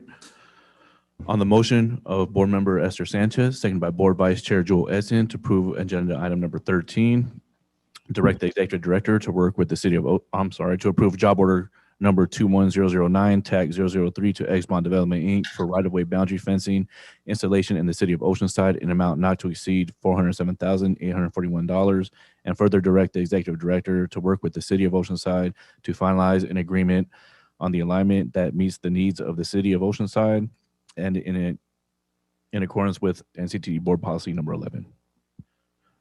Board Member Acosta, how do you vote? Yes. Board Member Quirk? Yes. Board Chair Krantz? Yes. Board Member McNamara? Yes. Board Member Sanchez? Yes. Board Member Desmond? Yes. Board Member Jenkins? Yes. Board Vice Chair Edson? Yes. Board Member Contreras? Aye. On the motion of Board Member Esther Sanchez, seconded by Board Vice Chair Joel Edson to approve agenda item number 13, motion passes with all board members present voting yes. Excellent. Okay, well, we are running as late as we have ever run on a meeting, and so we're going to do some quick adjusting to our agenda. We have informational items 14 through 18, and we're going to get a very quick update on the CAFR, the financial audit results and CAFR. And then we're going to move into the Del Mar presentation. The other items, I would encourage everyone to look closely at the marketing and communications plan for the new coaster locomotives, but we're not going to get that presentation today. And I would propose that we're going to defer the potential changes to the regional fair ordinance to another date, as well as the COVID-19 update of the impacts on transit operations. So with that, we will move on to item number 14, and Yoon Park Lynch will give us that presentation. Good afternoon, board members. Roger Alfaro from Eide Bailly will be presenting the financial results for NCTD for the fiscal year 2020. Good afternoon, Mr. Board Chair, members of the board. My name is Roger Alfaro. I'm a partner with Eide Bailly, and I had the lead responsibility for performing the audit for this fiscal year. Next slide, please. We are retained to perform the audit of the financial statements, which is referred to as a comprehensive annual financial report. In addition, issue our report on our consideration of internal control over financial reporting in accordance with government auditing standards, as well as conduct an audit or report on compliance over federal program expenditures in accordance with the single audit requirements. Next slide. As your independent external auditor, our responsibility is to form an opinion as to whether the financial statements are fairly presented in all material respects in accordance with U.S. generally accepted accounting principles. The management of NCTD is responsible for the financial statements as well as all assertions and information contained therein. Our opinion on the financial statements or the assurance we provide is reasonable assurance, not absolute assurance. Further, as part of the audit process, we do consider internal control over financial reporting, but those considerations are solely for determining the nature, timing, and extent of our fieldwork, and we provide no assurances regarding such internal control. Based on the audit evidence we gathered this fiscal year, we've issued an unmodified opinion on the financial statements. This is also referred to as a clean opinion, indicating that they're fairly presented. In accordance with government auditing standards, we issued our report on our consideration of internal control over financial reporting. We did not report any material weaknesses or instances of non-compliance based on the work that we performed. In addition, on the single audit results, we selected and tested the federal transit cluster for the fiscal year ended June 30th, 2020, and again issued a clean opinion on compliance and no material weaknesses. With respect to other communications, we've complied with all relevant ethical requirements in performing the audit. During the fiscal year, the district adopted a new accounting standard, which had no significant impact on the comparability of the financial statements this year. And with respect to significant estimates, those are identified in the slide as the net pension liability, net OPEB liability, as well as the fair value of interest rate swaps. We highlight those items because there's assumptions that could change markedly in the future, affecting those values. Next slide. As a result of our audit procedures, we did identify a misstatement related to the unrealized gains or losses on investments at June 30th. This is solely for reporting purposes. Brought that to the attention of management. Management assessed that matter and determined it was immaterial. And we also concur that it's immaterial to the financial statements. There were no consultations with other accountants to our knowledge, as well as our inquiries with management.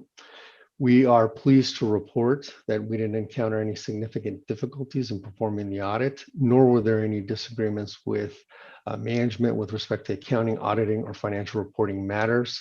We appreciate the professionalism of district staff in providing us access to the information we needed to complete the audit. And this concludes my presentation. I'd be happy to address any questions. All right. Are there any questions from the board? I see no raised hands, and there is no vote required for this item. It's an informational item, and I would like to thank both Eide-Bailly as well as North County Transit District staff for your efforts in all of this. And that concludes this item. Thank you.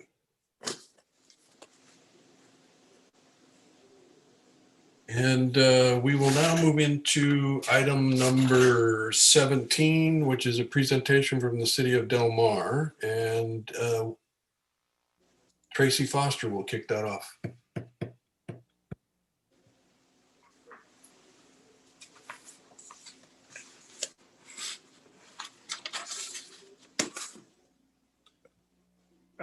Hello, Tony. This is Matt. This actually, Tracy's just mentioned as the NCTD staff. This is directly a presentation by the City of Del Mar. So it's over to. Is Terry being? She's already been promoted, and so we're waiting on Terry. Hi, yes, I've just gotten set up here. If you could go into view mode with full screen, I think that would be helpful.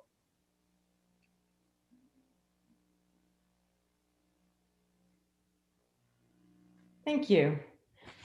I'd like to begin our presentation by first thanking everyone for, one, being willing to stay here this long in today's meeting and listening. And secondly, I really appreciate working with Matt Tucker and his team to get us ready. I note that, yeah, there we go. It's a little mouse tracker that was in the middle. So on this slide, our title slide, Del Mar Bluffs, Trails and Tracks. I want to emphasize, what is Del Mar? Del Mar is 2.2 square miles. If we leave out the fairgrounds, Del Mar is 1.7 square miles. It's 2,157 households. It's 4,161 residents. And it's a limited business community. And yet our beaches draw 3 million visitors per year to the San Diego region. So that's Del Mar, and it sets the tone. Advance, please. Oops, skip this, there. Summary. So this summarizes what we're going to go through. I won't go through this slide in detail because I have it again at the end. I'm going to walk you through the topography of the bluffs. We'll take a look at the proposed fencing and how it relates to the bluffs. We'll take a look at the data itself on the incidents in Del Mar. And I'm going to talk about alternatives and how fencing may cause more harm than good as proposed. And I want to emphasize that our goal is public safety. The City of Del Mar adopted a statement on November 23rd of our 8 priorities regarding this endeavor. And our top priority is public safety. So we want to help people understand this is an active track. So let's go to the next slide. Let's take a look at a little bit of history. Since 1915, the railroad and the bluff have coexisted. Del Mar was founded in 1885. In 1915, Atchison, Topeka, Santa Fe moved the tracks to the bluff. In 1972, the Coastal Act preserved access to coastal resources. In 1994, NCTD established, and in 1995, 1 year later, the coaster started as an additional use here. There's a long-standing relationship running the railroad, building this transportation corridor, and at the same time, protecting and making available this natural public resource, the beautiful Del Mar Bluffs. Next slide. This puts this together. Our considerations are these long-standing needs and rights can be harmonized, and let's do it. And let's do it recognizing the dual value, railroad services, passenger and freight, with its regional value for shipping and transport, and a natural public coastal resource with its access to coastal beach, bluff, and trails. Its regional value is related to tourism, but it's related to coastal beauty and preserving this beautiful, fragile coastal bluff for generations to come. I'm going to implore the board that we work together to seek a safety solution that works for all the stakeholders. Next slide. Who are those stakeholders? Those stakeholders include NCTD, but the Coastal Commission, SANDAG, the City of Del Mar, really all North County residents from Oceanside to Solana Beach, from Del Mar to Escondido and San Marcos. It's the users of the track, BNSF, Amtrak. It's the state of California, San Diego County, and the City of San Diego. As board member Quirk mentioned, there's a petition with more than 5,000 signatures. Those 5,000 signatures are primarily from North County residents, and it's way more signatures than in the City of Del Mar alone. And of course, everybody's been reading all the public comments that have come into NCTD itself. Next slide. Let's take a look at the Del Mar Bluffs, the topography. What you're going to see in photos is that there's 2 bluffs, an upper bluff to the east of the tracks, the lower bluff, which is the coastal bluff, to the west of the tracks. There are trails and beautiful lookouts and overlooks on both sides of the tracks. And we're going to see that the coastal bluff widens south of 7th Street. That will become very important as we head into the safety, into the crossing study. The upper bluff forms a natural barrier. I'll illustrate that for you. And in a video, I will walk you I'll fly you from the Torrey Pines State Park all the way to Coast Boulevard, and we'll see what it is that we're talking about. One of the take-homes I'd like you to have is the east boundary of the right-of-way crosses important ocean viewpoints, upper bluff trails, houses, and backyards. Next slide. First, we're going to look at 6th Street. Next. Here we are looking straight on just south of 6th Street. And in this area, the upper bluff is about 40 feet above the tracks. Next slide.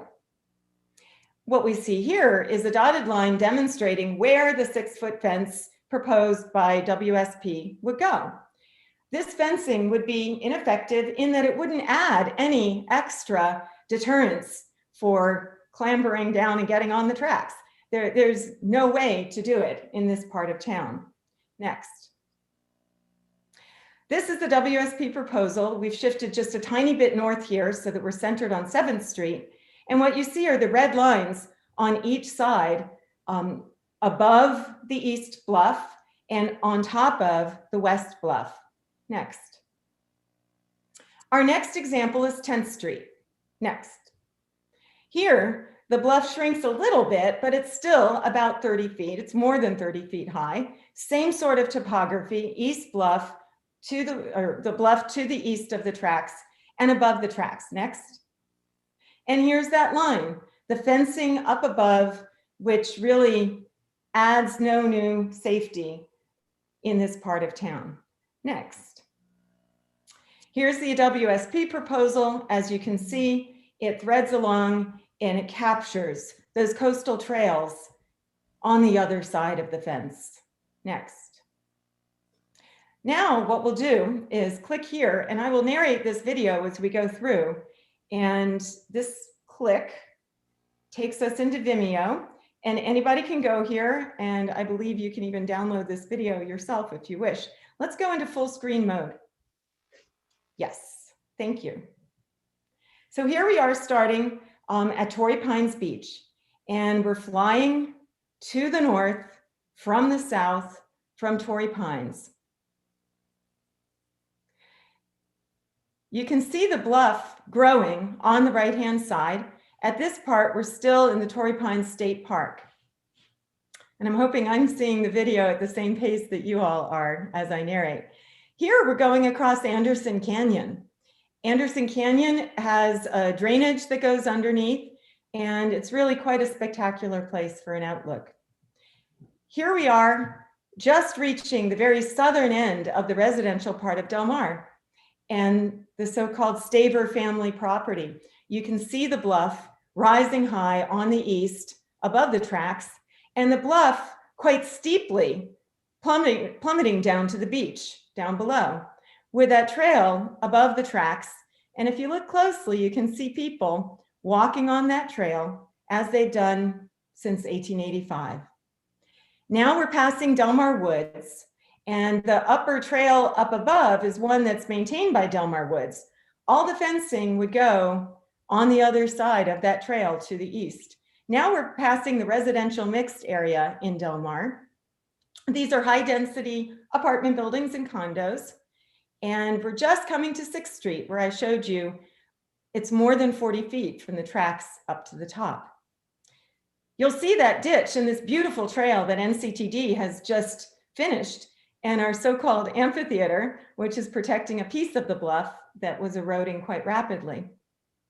And now we're heading on down. We're getting just to 8th Street, if my pace is the same as your pace. And you'll see on the left, this piece of bluff, the coastal bluff, that rises above the tracks on the other side. So here, the railroad runs between the two bluffs, sort of through a tunnel of its own already. We're hitting 10th Street here. We looked at that in the case study. And that's just about where we get to 11th Street. 11th Street with a way with a horse and buggy that went down to the beach across the tracks back in the early 1900s. You'll see a drainage, and we're flying now in an area where there really are not any trails anymore, but that right of way is above the tracks. And again, the bluff is a natural deterrence, even in this area where we have kind of an oblique angled view. Now we're getting to Seagrove Park, a beautiful place that's open to the entire public and is frequented by many visitors. And we're hitting the very end of this video, this flyover, where we're getting to the Coast Boulevard crossing.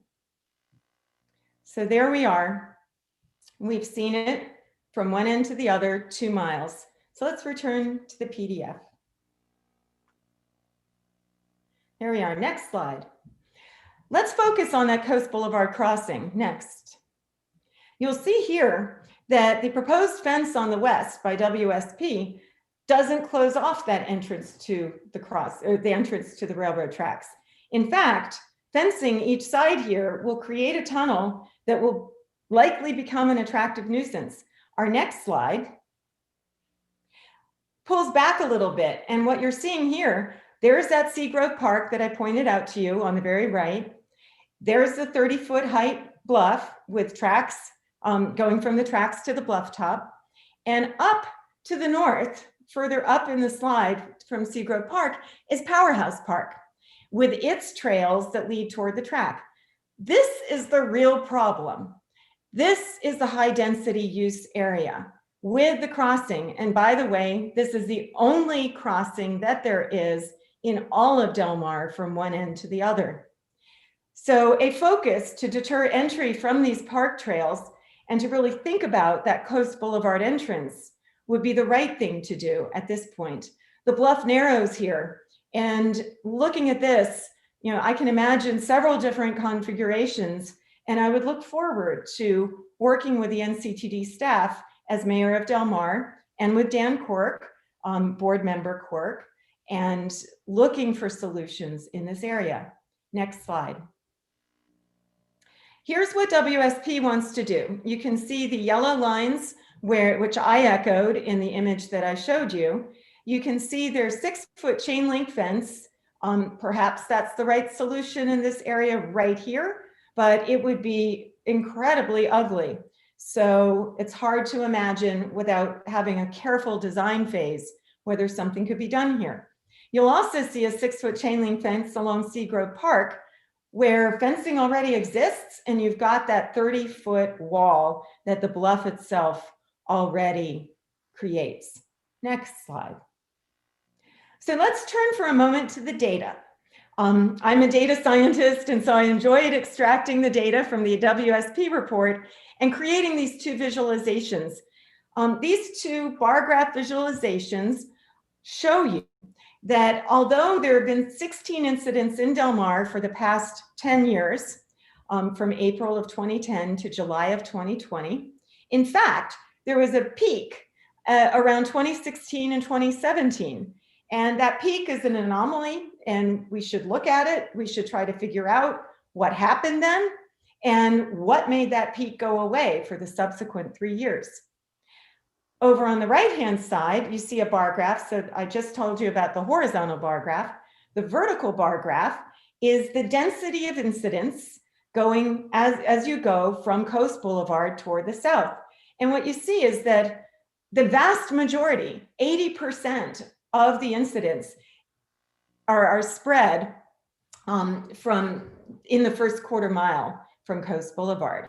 Again, that's the area that I just demonstrated to you as the painful point, the place to focus. Next slide. So what are the negative impacts of fencing along the bluff? Well, fencing will cut off beach and bluff access, as I've shown you. This will have regional, national, international impact for our visitors, and impact far beyond Del Mar. As we talked about in 2018, nothing has changed. Putting fencing along this area will block wildfire escape routes. The citizens of Del Mar who live right near the tracks view getting down to the beach as the safest and best way to get away from wildfire, that if it rips into Crest Canyon, we've been told by the firefighters, it will make it down to the bluff in 45 minutes or less. This is an important escape route. It will destroy ocean views and coastal sightlines, not just private, but public. Many, many outlooks. And most importantly on this slide, it will spend important safety funds on fencing not needed due to topography.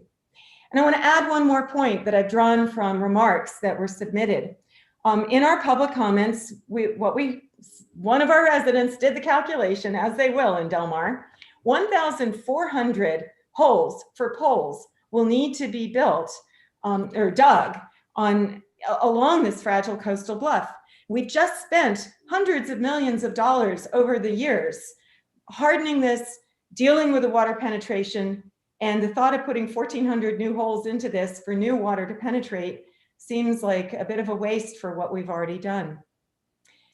And with all of this, fencing will not deter entry, as I illustrated for you at Coast. Next. Here's a rendering of the standard 6-foot fencing at the end of 6th Street, right along where we believe the right-of-way to be. Now, this right-of-way is an estimate because there is no survey. We don't really know exactly where this is. There will be more problems from this fencing, not less. And you can see right here how this fence heads right into somebody's backyard, and in that house off in the next block, it hits the house. Next. So let's talk a little bit about liability. We learned on October 15th as a board, when I was still on the board with you, that fencing will not impact NCTD cost of liability insurance. And yet at the same time, the local jurisdictions are being asked to assume liability. So new liability that will cost more and yet not reduce NCTD's costs. So this is a complicated area, and asking jurisdictions, this jurisdiction, to assume liability is very difficult in this location. We'd have to look at every bit of this entire 2 miles quite carefully before we could really go into this. Next. I want to caution that fencing as proposed may violate grant terms. The first bullet here, to summarize, says that a project from this grant cannot violate any state or federal law or policy. And the next bullet reminds us that the Public Resource Code, section 30251, protects scenic qualities. Permitted development shall be sited and designed to protect views to and along the ocean and scenic coastal areas. So the proposed upper bluff fencing especially may violate the terms of the grant. Next. So what are some potential effective safety measures? I've pointed to Coast Boulevard, deterring entry at Coast Boulevard with something creative, but something that may exist, perhaps gates across the tracks themselves with some entry fencing. Deterring walking on the tracks south from Coast Boulevard. Why is that important? As I showed you with the data graphs, 80% of the incidents happen within a quarter mile of Coast Boulevard. Just that very beginning, those first few blocks. So what can we do? We can explore overhead crossings at 11th Street and 7th Street, and especially explore stairs down to the beach at one or both. As I mentioned, 7th Street is where the bluff widens, and there's really quite a bit of area on the other side for a crossing. There's some excitement about the crossings, enough that some Del Mar residents have taken upon themselves to start to come up with conceptual designs. We need to establish steep fines that don't exist right now for lingering, walking, and jogging on the tracks. That is the most dangerous thing that a person can do, and it needs to have consequences. Crossing quickly and directly across the tracks with no pause is something very different. And I'd like to see NCTD and Del Mar exploring these two more carefully. I'll also note that the Sheriff's Department, which is headquartered in Encinitas, has a team of 7 deputies who are well educated in how to deal with people on the tracks. Let's look to them. Let's look to them to help us remind, stop, look, listen, then cross, and to educate visitors. These are active tracks. Stay off, stay away. And I bring to you NCTD's favorite sign of mine, see tracks, think train. When I first saw this sign at the Sorrento Valley Station, I just thought we have to have this all over Del Mar. and this is a sign taken in Del Mar, I applaud and welcome that action. Next. There's a safe crossing study that's imminent. It's funded. In our last council meeting in Del Mar, we approved a memorandum of understanding. So it is signed, the city manager has sent it. So this study from our perspective is ready to launch. I show you a couple of at-grade crossing, well, an at-grade crossing in Escondido. This is an NCTD crossing. And I also remind you that there used to be an overpass at 10th Street. The fashion choices of the person standing at the fences will indicate how long ago. Importantly, this study will be an opportunity to analyze topography, and it will give us time to conduct the needed survey that I mentioned, where we really don't know where the right-of-way boundaries are. There are no stakes. Moreover, the railroad tracks have moved a few inches at a time, several times over the many years. So the original maps that were recorded show the tracks in an incorrect place, and that would have to be established also. So this study will be a good conduit and a positive conduit for stakeholders to work collaboratively. Next. I bring you back to trails and tracks. Both are community assets. On the left, we see a couple with their baby walking on this brand new, absolutely beautiful trail that NCTD has built. And that yellow dotted line there shows where the fencing would go in this part at 7th Street. You can see at the bottom the 6th Street Upper Bluff Trail and the many who come to enjoy it and see a beautiful sunset. And up at the upper right-hand corner, Seagrove Park and how it would look based on a 6-foot tall man over on that walkway to have a 6-foot fence spanning that park and its overlook to the beautiful Del Mar Ocean. Next. So moving forward, what have I told you? I've tried to show you that adding fencing to existing natural barriers will not increase safety, simply because it doesn't add anything that's not already there. Let's complete the fully funded Safe Crossing study. Let's seek to make effective improvements that will increase safety. And let's work together on this. Let's harmonize the needs of public access with the needs for enhanced safety measures. Let's continue to work together and collaborate on solutions. Let's find a safety solution that works for all stakeholders. Next. So this is our summary slide. I've shown you the topography. I've shown you where the fencing would go. I've shown you the upper bluff. I've shown you the data that 80% of the incidents at the Coast Boulevard crossing are within a quarter mile of the entry to the tracks. Let's focus on resources where needed. I've mentioned and tried to illustrate why fencing may cause more harm than good and not prevent accidents. Fencing will not reduce liability insurance costs. And our big job here is to help people understand this is an active track. So I want to end with this summary slide up there for the moment. Actually, let's go to the next slide. All right, let's end on this slide. Trains and trails, 100 years together. Let's continue to coexist. And I want to thank Jack Ainsworth, Executive Director of the Coastal Commission, for his forward-looking remark at the end of the letter that the Coastal Commission submitted today. In his words, the Commission has a long history of finding creative ways to promote both public safety and coastal resource protection. I want to join him in his statement. We stand ready to collaborate with NCTD to accomplish the same in the Low Sand Corridor. And last but not least, this is an area where thousands of people have weighed in on this fencing because the bluffs mean so much to them. This fence has potential to destroy a community. It'll eliminate access to the ocean and views of the ocean, which are our rights from the California Coastal Act. So for decades, people from all over the county, the state, and the world come to visit this area.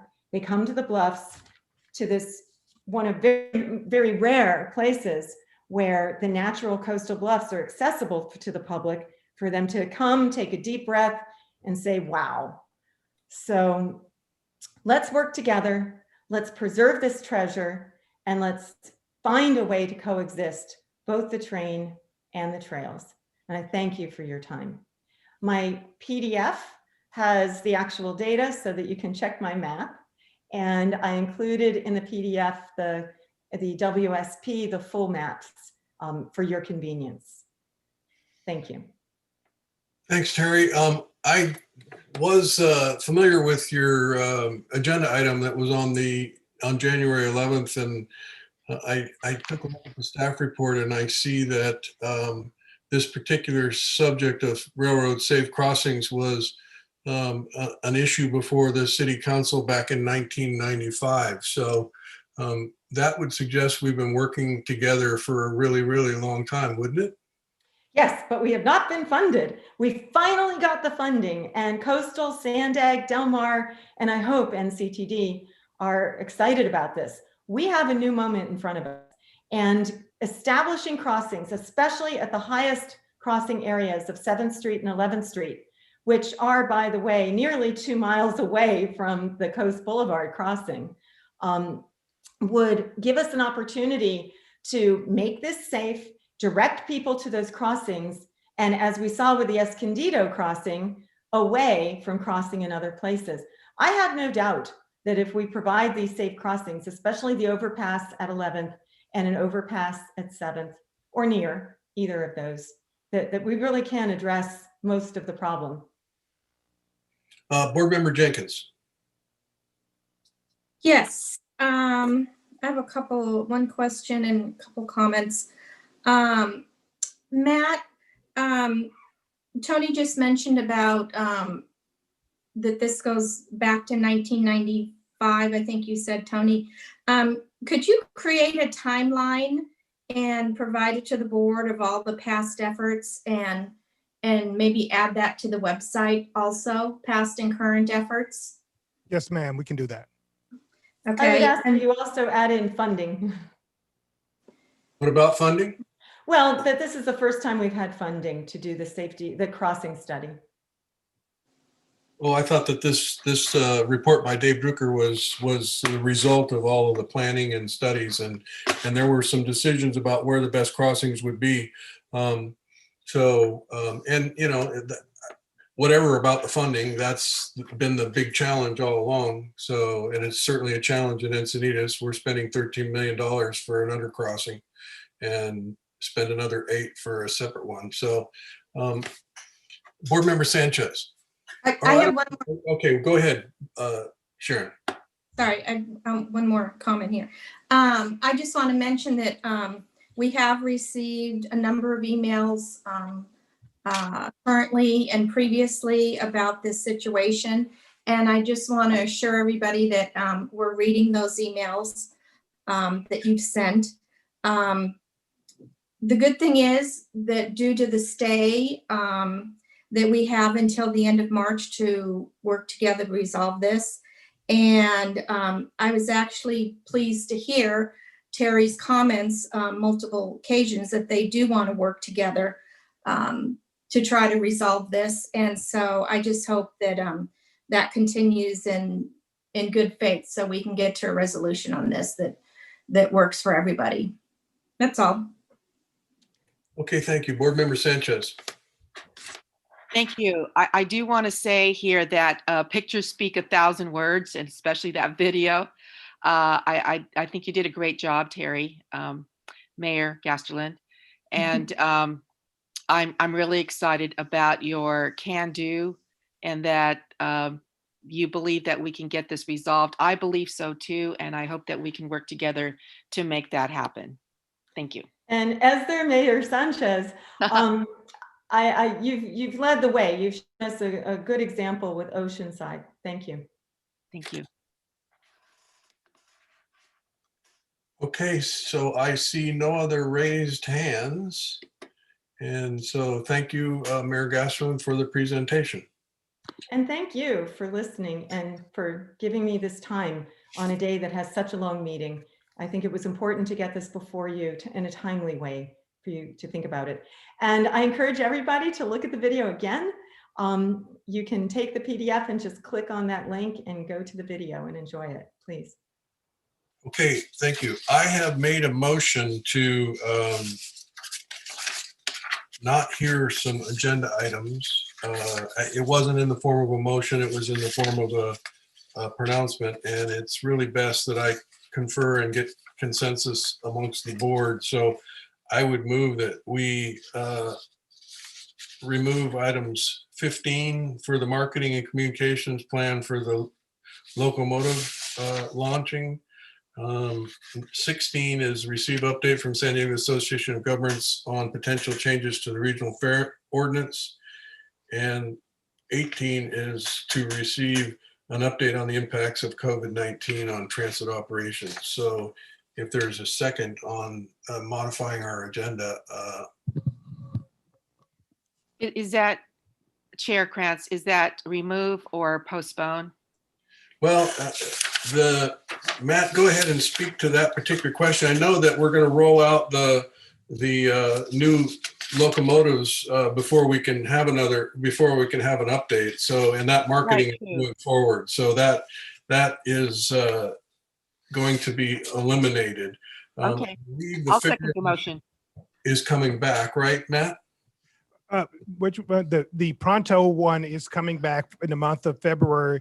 We're going to be requesting that the board indicate a position on that. So, Tony, I believe the correct motion that you're looking to make is that they accept, that they receive these reports.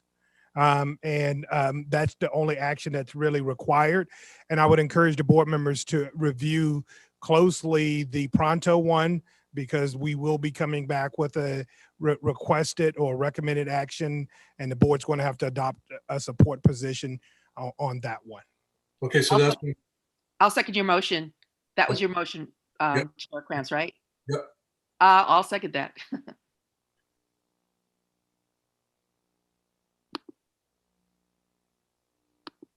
Okay, on the motion of Board Chair Krantz, seconded by Board Member Sanchez, to receive the reports on items 15, 16, and 18.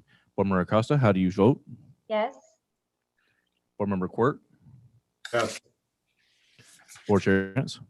Yes. Board Member McNamara? Yes. Board Member Sanchez? Yes. Board Member Desmond? Yes. Board Member Jenkins? Yes. Board Vice Chair Edson? Yes. Board Member Contreras? Aye. On the motion of Board Chair Krantz, seconded by Board Member Sanchez, to receive the reports on items 15, 16, and 18. Motion passes with all board members present voting yes. Okay, thank you. And Matt, you got a quick executive director's report? Nothing to add. I would just ask everyone to take a look at the executive director's report. A lot of good information is in that. Thank you, guys. And any board members have anything they'd like to report? Is your hand up, Sharon? Yes, I just wanted to congratulate you, Tony, and Jewel as being our chair and vice chair. And just remind everybody to look at item 7 and make sure that they review what their committee or external appointments are. So they will have that information in case a meeting comes up. Thank you.